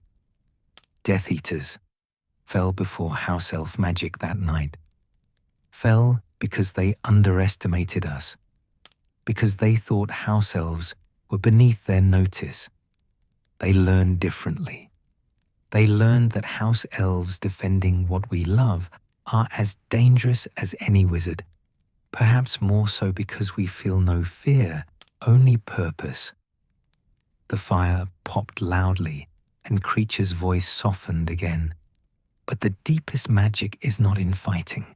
The deepest magic is in caring, in the thousands of small acts that make a place feel like home. This magic cannot be taught. It flows from genuine devotion, from true desire to nurture and protect. When a house-elf makes a fire, we do not simply conjure flame. We coax the fire into being cheerful, into burning with exactly the warmth and light needed for that moment. We speak to the fire, not with words, but with magic that carries intention and care. The fire responds, becomes more than mere combustion, becomes comfort itself. When house-elves prepare food, our magic seasons it with more than salt and herbs. We cook with awareness of who will eat, what they need, what will nourish not just their bodies, but their spirits. A student who is sad finds their favorite dish at dinner, prepared exactly as they remember from home. A professor, exhausted from teaching, receives tea that carries the precise strength and warmth they need. This is house-elf magic, at its most subtle and most profound. Kreacher's voice carried wonder. House-Elves can sense emotion in the spaces we serve. We feel when someone is lonely, frightened, grieving. The castle tells us these things through the way magic moves in a particular corridor, through the quality of silence in a student's dormitory, through subtle shifts in the enchantments that protect Hogwarts. And we respond, not because we are commanded, but because caring is what we do. A Ravenclaw student, studying alone in the library, late at night, suddenly finds fresh candles appearing, spelling out light that does not strain her eyes. A homesick Hufflepuff discovers extra blankets on his bed, warm and soft, and smelling faintly of the lavender his mother grew in their garden. These are house-elf magics, small and largely invisible, but they matter. They matter enormously. The old house-elf's expression grew distant. The deepest magic comes from choosing to care. This is what Kreacher learned from Dobby, from Harry Potter, from the changes that came with the war and its ending.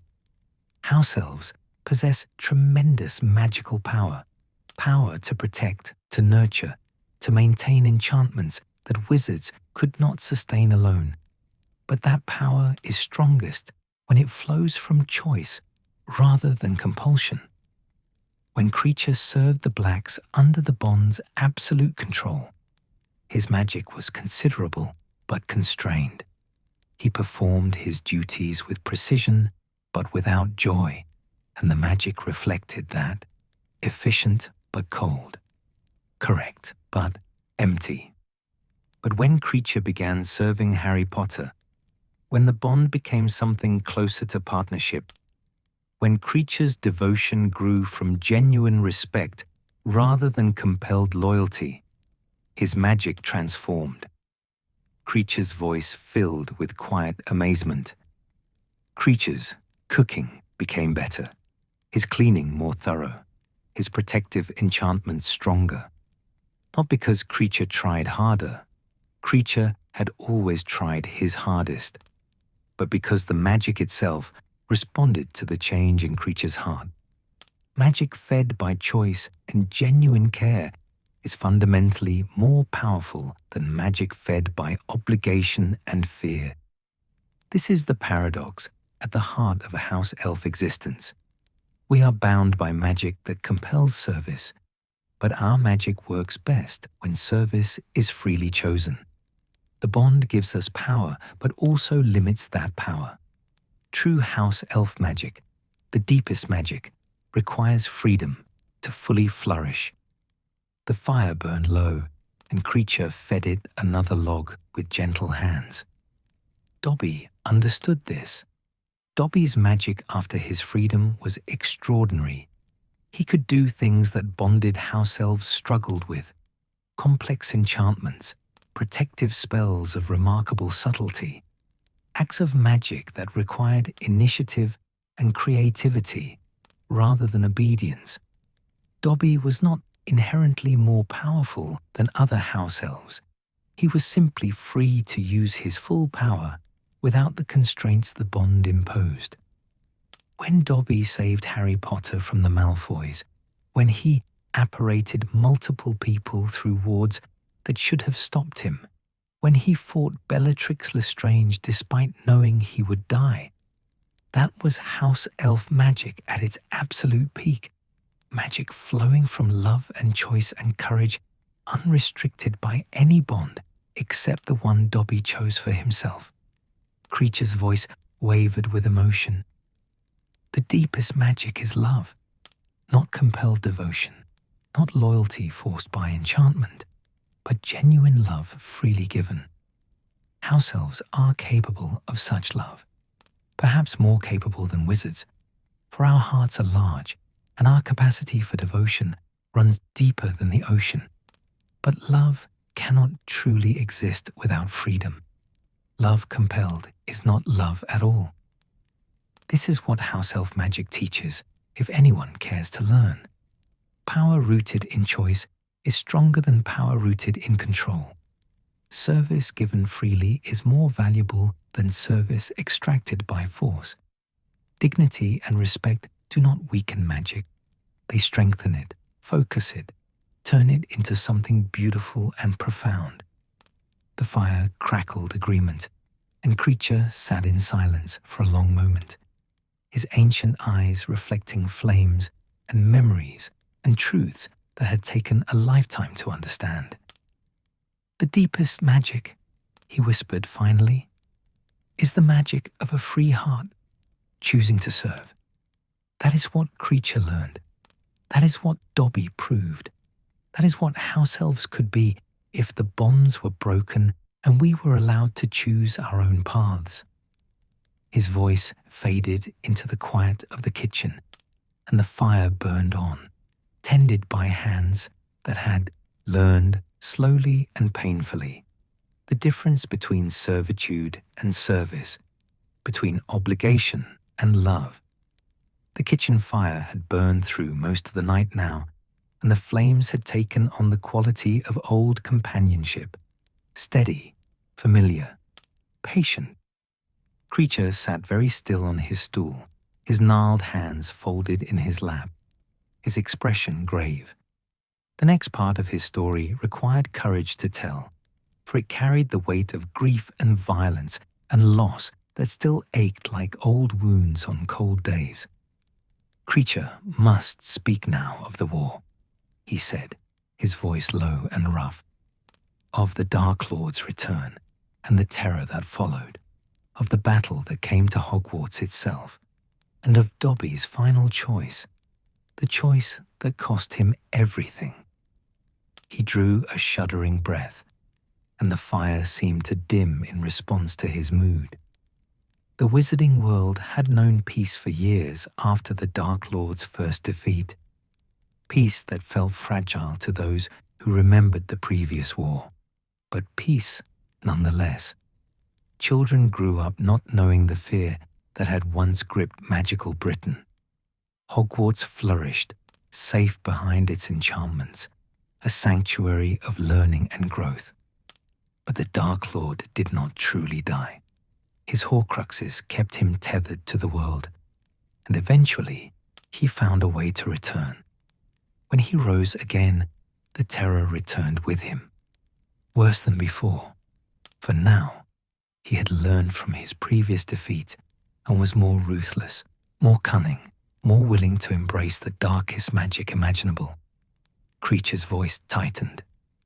House-Elves throughout Britain felt the change. We sensed the dark magic spreading like poison through the wizarding world. Death Eaters returned to their old families, and the House-Elves bound to those families found themselves serving evil once again.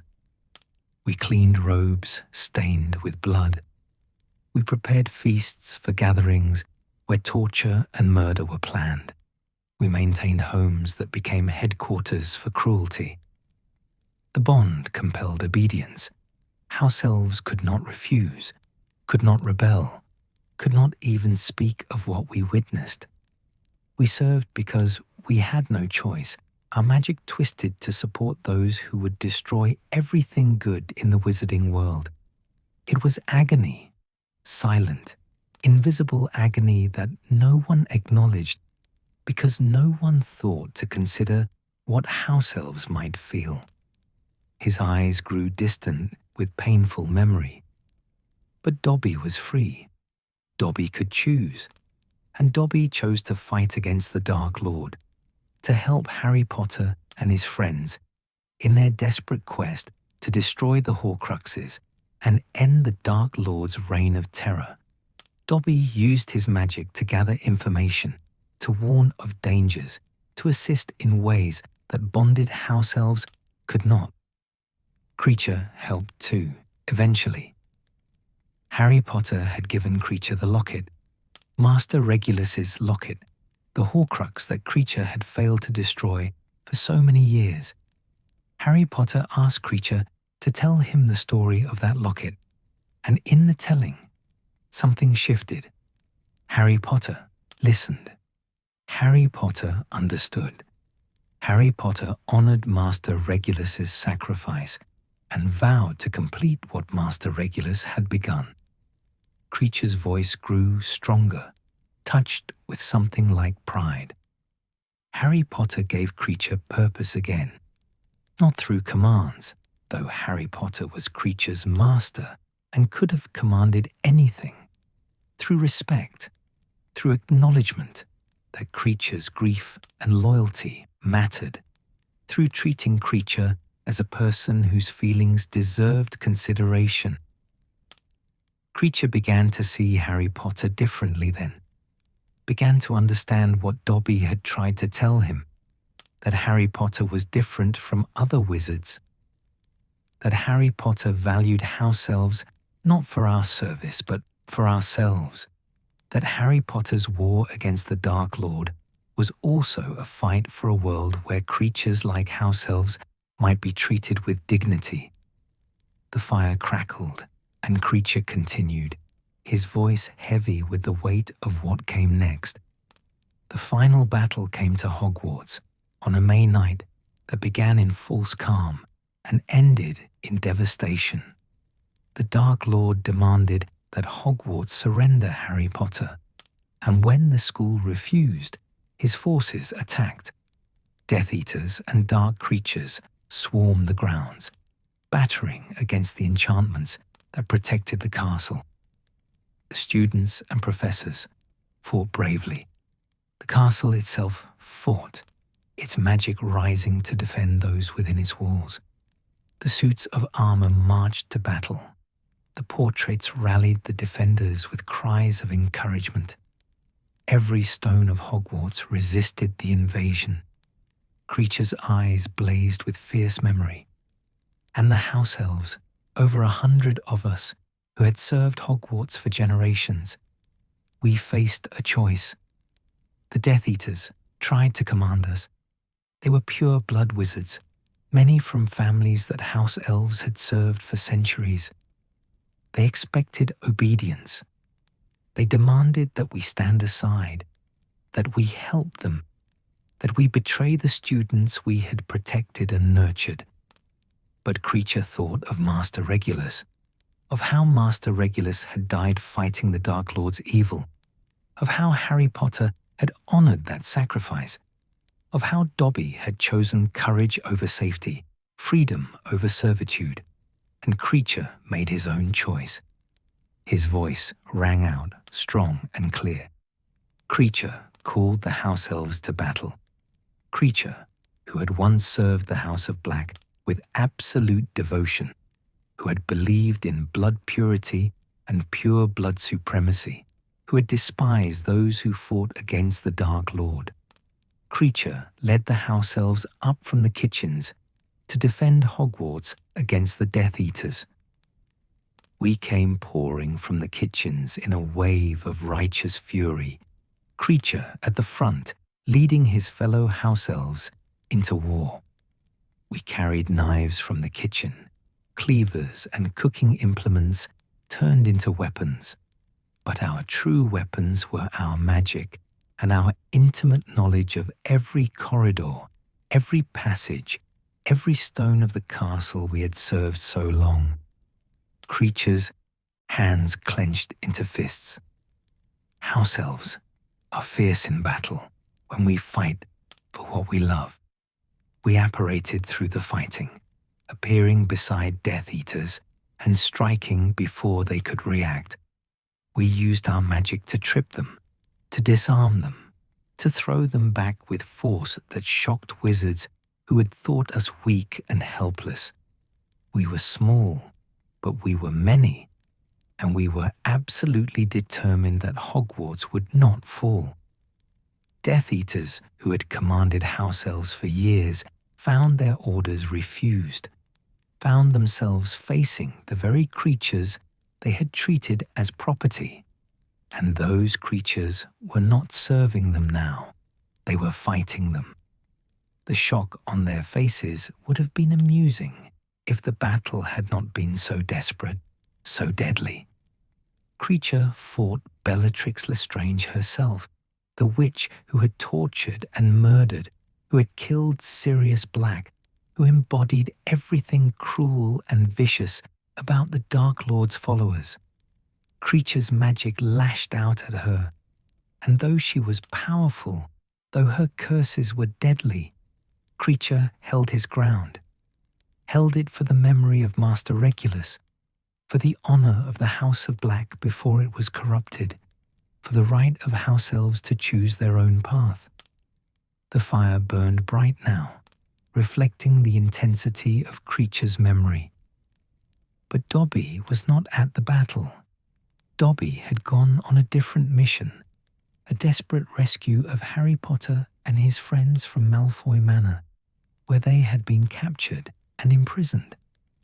The manor where Dobby had spent decades in servitude, where he had been punished and degraded and treated as less than nothing. Kreacher's voice dropped to barely above a whisper. Dobby could have stayed safe. Dobby could have remained at Hogwarts, protected by the castle's enchantments. But Dobby chose to return to the place of his torment because Harry Potter needed him, because Ron Weasley and Hermione Granger needed him, because Dobby's friends were in danger, and Dobby would not abandon them. Dobby apparated into Malfoy Manor through wards that should have stopped him. But Dobby had served there too long. His magic knew those wards intimately, knew how to slip through them like water through fingers. Dobby freed Harry Potter and the others from the cellar where they were imprisoned. Dobby stood between them and the Death Eaters who pursued them. Kreacher's voice cracked with grief. And as Dobby apparated them all to safety, as he pulled them away from Malfoy Manor toward the sanctuary of Shell Cottage, Bellatrix Lestrange threw her knife. She threw it with all the vicious precision of a witch who had tortured countless victims, who knew exactly how to kill. The knife struck Dobby as he completed the apparition, struck him in the chest, piercing deep. Dobby delivered Harry Potter and the others safely to Shell Cottage, completed his mission, even as he was dying. And then Dobby collapsed into Harry Potter's arms. Tears flowed freely down Kreacher's wrinkled face. Now, Dobby's last words were, Harry Potter. Not Master Harry Potter, not Sir. Just Harry Potter, the name of the friend who had freed him, who had valued him, who had treated him as an equal. Dobby died looking at Harry Potter's face, died knowing he had saved his friend, died free and brave and true to himself. Harry Potter tried to save Dobby, called for help, begged for a healer, held Dobby close as if he could will him back to life. But the wound was too deep. The knife had been cursed, and Dobby's magic was already fading. Dobby died there, in Harry Potter's arms, the free elf who had dared to choose his own path. Kreacher's voice shook with emotion. Harry Potter dug Dobby's grave himself, refused to use magic for it, though magic would have been faster and easier. Harry Potter dug the grave with his own hands in the sand, overlooking the sea, working until his hands blistered and bled, tears streaming down his face. He dug that grave as if each shovelful of sand was an act of love, an act of honor, an act of recognition that Dobby had been worth this effort and more. And when the grave was ready, Harry Potter wrapped Dobby in his own jacket, laid him gently in the earth, carved a headstone from white stone that read, "Here lies Dobby, a free elf." Those words, a free elf, they were Dobby's entire story, his entire triumph, everything he had fought for and achieved in his short life. The fire had burned very low now, and Kreacher's voice was barely audible. House-Elves across Britain felt Dobby's death, felt it through the invisible network that connects all our kind, felt the absence where Dobby's bright spirit had been. Some house elves dismissed his death as the inevitable result of his foolish rebellion, but others understood what Dobby had proven. Dobby had proven that house elves could be heroes, that we could choose courage over safety, friendship over servitude, freedom over the bonds that had defined us for millennia. Dobby had lived free and died free, and his death meant something because his life had meant something. Kreacher's voice strengthened slightly.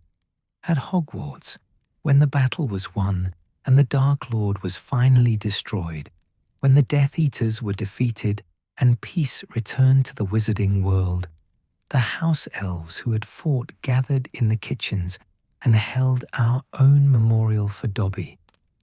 We spoke his name. We honored his choice. We acknowledged that Dobby had changed what it meant to be a house elf, had opened a door that could never be fully closed again. Kreacher spoke at that memorial. Kreacher, who had once despised Dobby, who had mocked his freedom and scorned his wages and thought him mad for wanting anything beyond proper servitude. Kreacher told the assembled house elves that Dobby had been the bravest elf he had ever known, that Dobby's choice to live free had shown all house elves that freedom was possible, that Dobby's death had proven that a house elf's life could have meaning beyond service. The old house elf's voice wavered. Kreacher admitted that he had been wrong. Wrong about freedom, wrong about Dobby, wrong about what house elves deserved. Dobby had died saving Harry Potter, not because he was commanded to, but because he chose to. That choice made all the difference. That choice transformed Dobby from servant to hero, from property to person, from house elf to free elf. And Dobby's death at the Dark Lord's hand, or rather at Bellatrix's hand, acting for the Dark Lord, was not meaningless sacrifice. It was the ultimate expression of house elf magic. Magic rooted in love and choice and courage. Magic that needed no wand, no incantation, no formal training, just a free heart choosing to protect those it loved. Kreacher fell silent, his head bowed, tears dripping onto his clasped hands. The fire crackled softly in the stillness. Outside the kitchen windows, the first hint of dawn was beginning to touch the sky, though full sunrise was still some time away. The battle was long over. The Dark Lord was defeated. Dobby was gone. But the memory remained, the memory of a house elf who had dared to be free, who had chosen love over fear, who had proven that even the smallest creature could change the world. Dobby's grave overlooks the sea, Kreacher whispered. Sometimes house elves who can manage it visit that grave. Leave tokens there, socks mostly. Always socks. Each pair a remembrance of the freedom Dobby claimed, the dignity he demanded, the price he paid. Kreacher has visited twice. Once immediately after the battle, when Harry Potter took Kreacher to see where Dobby rested, and once years later, when Kreacher needed to remember what courage looked like, what freedom cost, what it meant to choose one's own path no matter the danger. His voice grew soft as falling snow. The headstone still stands. Here lies Dobby, a free elf. And those words carry hope for every house elf who reads them. Hope that freedom is possible. Hope that choice matters. Hope that even creatures born into bondage can break their chains if they dare. Dobby died at the Dark Lord's hand, but Dobby died free, died choosing, died loved and mourned and remembered. That is no small thing. That is everything. The fire burned on, steady and low, as Kreacher sat in silence, honoring the memory of the house elf who had changed his life and changed the world. one brave choice at a time. The kitchen fire had burned through the entire night, and now the first pale light of dawn crept through the high windows, mingling with the warm glow of flames that had witnessed Kreacher's entire tale. The old house elf sat quietly on his stool, his posture different now, less burdened, as if the telling had lifted weight from shoulders that had carried it too long. Kreacher comes now to the end of the story, he said softly. To the years after the war, after Dobby's death, after everything changed. To the new understanding that came slowly, painfully, like spring after the longest winter. He gazed into the fire, seeing not just flames, but the passage of years, the gradual healing of wounds both visible and hidden. Harry Potter kept Kreacher. This surprised no one. Kreacher was bound to Harry Potter through Sirius's death and the inheritance that followed. But what surprised Kreacher was how Harry Potter chose to be a master. He did not command. He asked. He did not demand perfection. He appreciated effort. He did not punish failure. He encouraged learning. Kreacher's voice carried wonder even now. Harry Potter asked Kreacher what he wanted. No one had ever asked Kreacher that before. What did Kreacher want? The question made no sense at first. House-Elves did not want things for themselves. House-Elves existed to fulfill the wants of others. But Harry Potter persisted, patient and genuine in his curiosity. What did Kreacher want? Kreacher thought for days about this question. And finally, slowly, Kreacher began to understand what he wanted.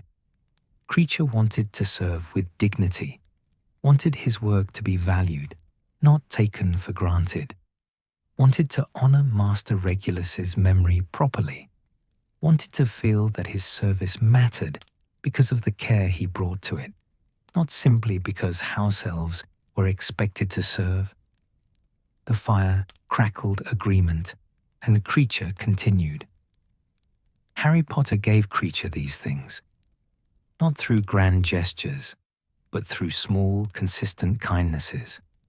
He thanked Kreacher for meals prepared. He noticed when Kreacher polished the silver to exceptional shine.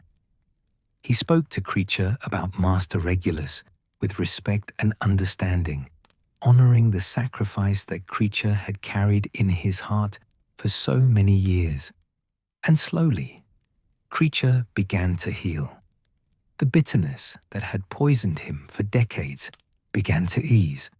The shame of failing Master Regulus's final command lifted when Harry Potter destroyed the locket Horcrux, completing what Master Regulus had begun. Kreacher's service became something different, not compelled devotion to an unworthy master, but genuine care for someone who had earned it.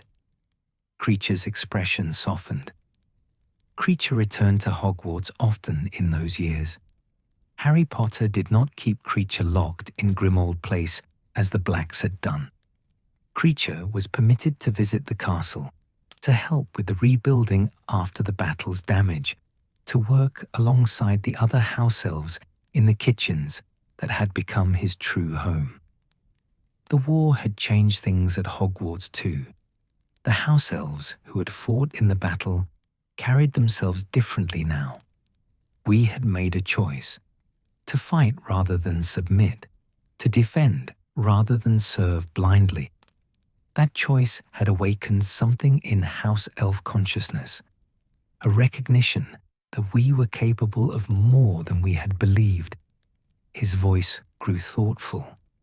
Young house elves coming to Hogwarts in the post-war years heard stories of the battle, heard how house elves had fought Death Eaters, heard of Dobby's sacrifice and Harry Potter's grief.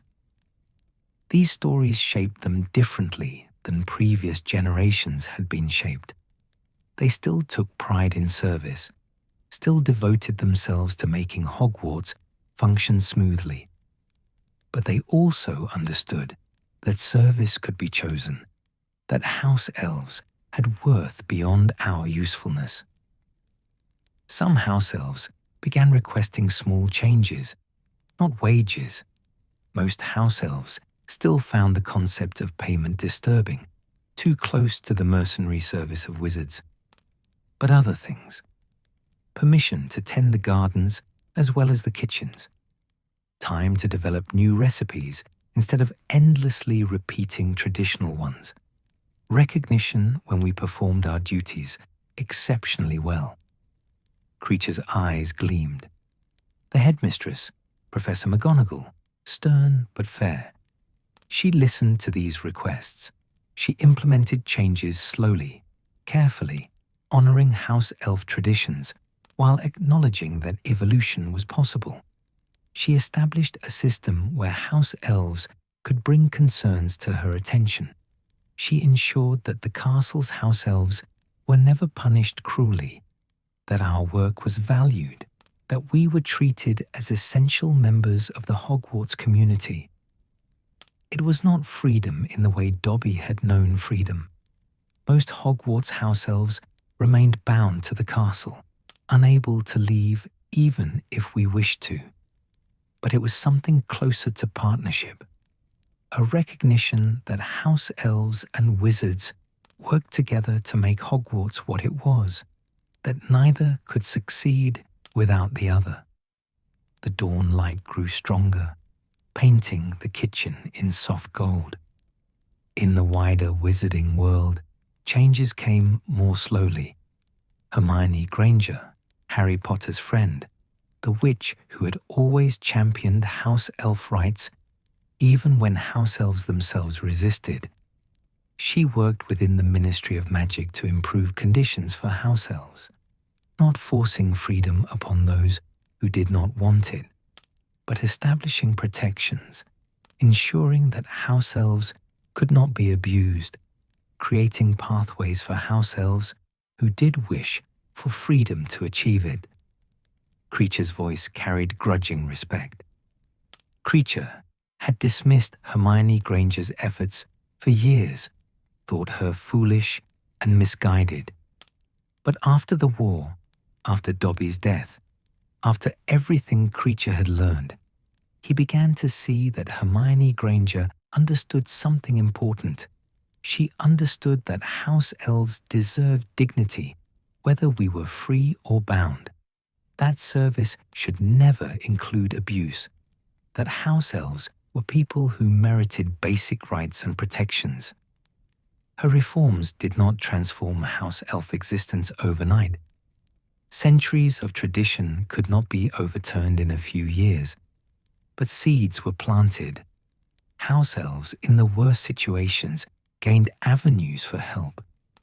Young house-elves began learning that they had value beyond their service. The conversation itself changed. House-elves were discussed not as property, but as magical beings deserving of consideration. The fire had burned down to glowing coals, and Kreacher added wood with practiced care, building it back to steady warmth. Kreacher himself changed most of all. Kreacher, who had been bitter and broken, who had served the blacks with resentful devotion, who had despised Dobby's freedom and mocked his wages. Kreacher learned what it meant to serve with joy, to choose service not because the bond compelled it, but because the service itself was worthwhile. Harry Potter eventually released Kreacher from his bond, offered him freedom if Kreacher wished it. The offer terrified Kreacher at first. Freedom still seemed like abandonment, like purposelessness, like the loss of everything that defined him. But Harry Potter explained that freedom did not mean Kreacher must leave. Freedom meant Kreacher could choose to stay. Kreacher's voice trembled, and Kreacher chose to stay, chose to continue serving Harry Potter, but now as a choice rather than compulsion. The bond remained, but transformed. No longer a chain, but a connection. No longer imprisonment, but partnership. Kreacher served because he wanted to, because Harry Potter had earned his loyalty through kindness and respect, because the work itself brought satisfaction. This is what Dobby had tried to teach Kreacher all along. That service chosen is different from service compelled. That the work can be the same, but the meaning completely transformed. That dignity comes from within, from knowing you could leave, but choosing to stay. The kitchen had grown fully light now, the fire's glow competing with sunrise streaming through the windows. Kreacher looked around the space he had known for so many years, his expression peaceful. House-Elves still serve at Hogwarts, still tend the fires and prepare the meals and maintain the enchantments that keep the castle functioning. But we serve differently now. We serve with the knowledge that we fought for this castle, that we chose to defend it, that we have worth beyond our usefulness. Young house-elves growing up in this new era may one day know true freedom, may have the choice that Willow had in the ancient days, to offer the bond or not, to serve or to pursue other paths. The change is slow, slower than Hermione Granger would like, slower than Dobby might have hoped for, but it is happening. Kreacher's voice dropped to a whisper. Kreacher keeps Dobby's sock still, the purple one with orange stripes, garish and mismatched, and perfectly Dobby. Sometimes Kreacher takes it out and holds it, remembering the free elf who changed everything, remembering that freedom is possible, that dignity matters, that house-elves deserve better than we have accepted for too long. The bond is ancient and powerful. The traditions are centuries deep.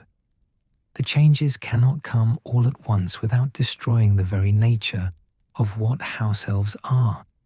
But understanding can grow. Respect can be cultivated.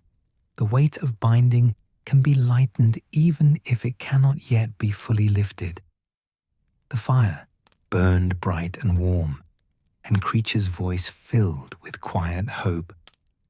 This is Kreacher's story, the story of house-elves, from the ancient bond freely offered, through centuries of service that became slavery, through Dobby's courage and sacrifice, through war and change and slow awakening. It is not a finished story. The ending has not yet been written.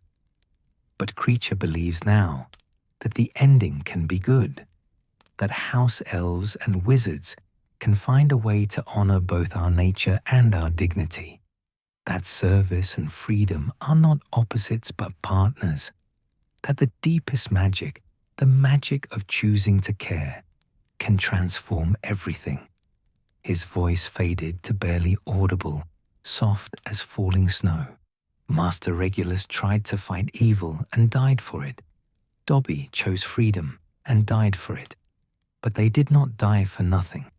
They died so that house-elves like Kreacher could learn, could change, could imagine a future different from the past. And so Kreacher serves, tends the fires of Hogwarts, prepares meals with care, maintains the castle with magic woven from devotion and choice. Kreacher serves because he chooses to, because the work matters, because Hogwarts is home and home is worth protecting. This is freedom, Kreacher thinks. Not the absence of service, but the presence of choice. Not abandoning duty, but embracing it with full heart and open eyes. This is what Dobby knew, what Master Regulus died believing, what Harry Potter taught through simple kindness. The fire crackled softly, peacefully, as the morning light filled the kitchen. Kreacher sat in silence, his story told, his heart lighter than it had been in decades. Above in the castle, students would soon wake to fires burning cheerfully in their common rooms, to the smell of breakfast rising from the kitchens, to clean corridors and polished fixtures and the thousand invisible comforts that house-elf magic provided. And in the kitchen, Kreacher smiled, a small, quiet smile that held centuries of sorrow and the first genuine hope he had felt in his long life. The story of house-elves continued, and perhaps, just perhaps, the next chapters would be written in freedom.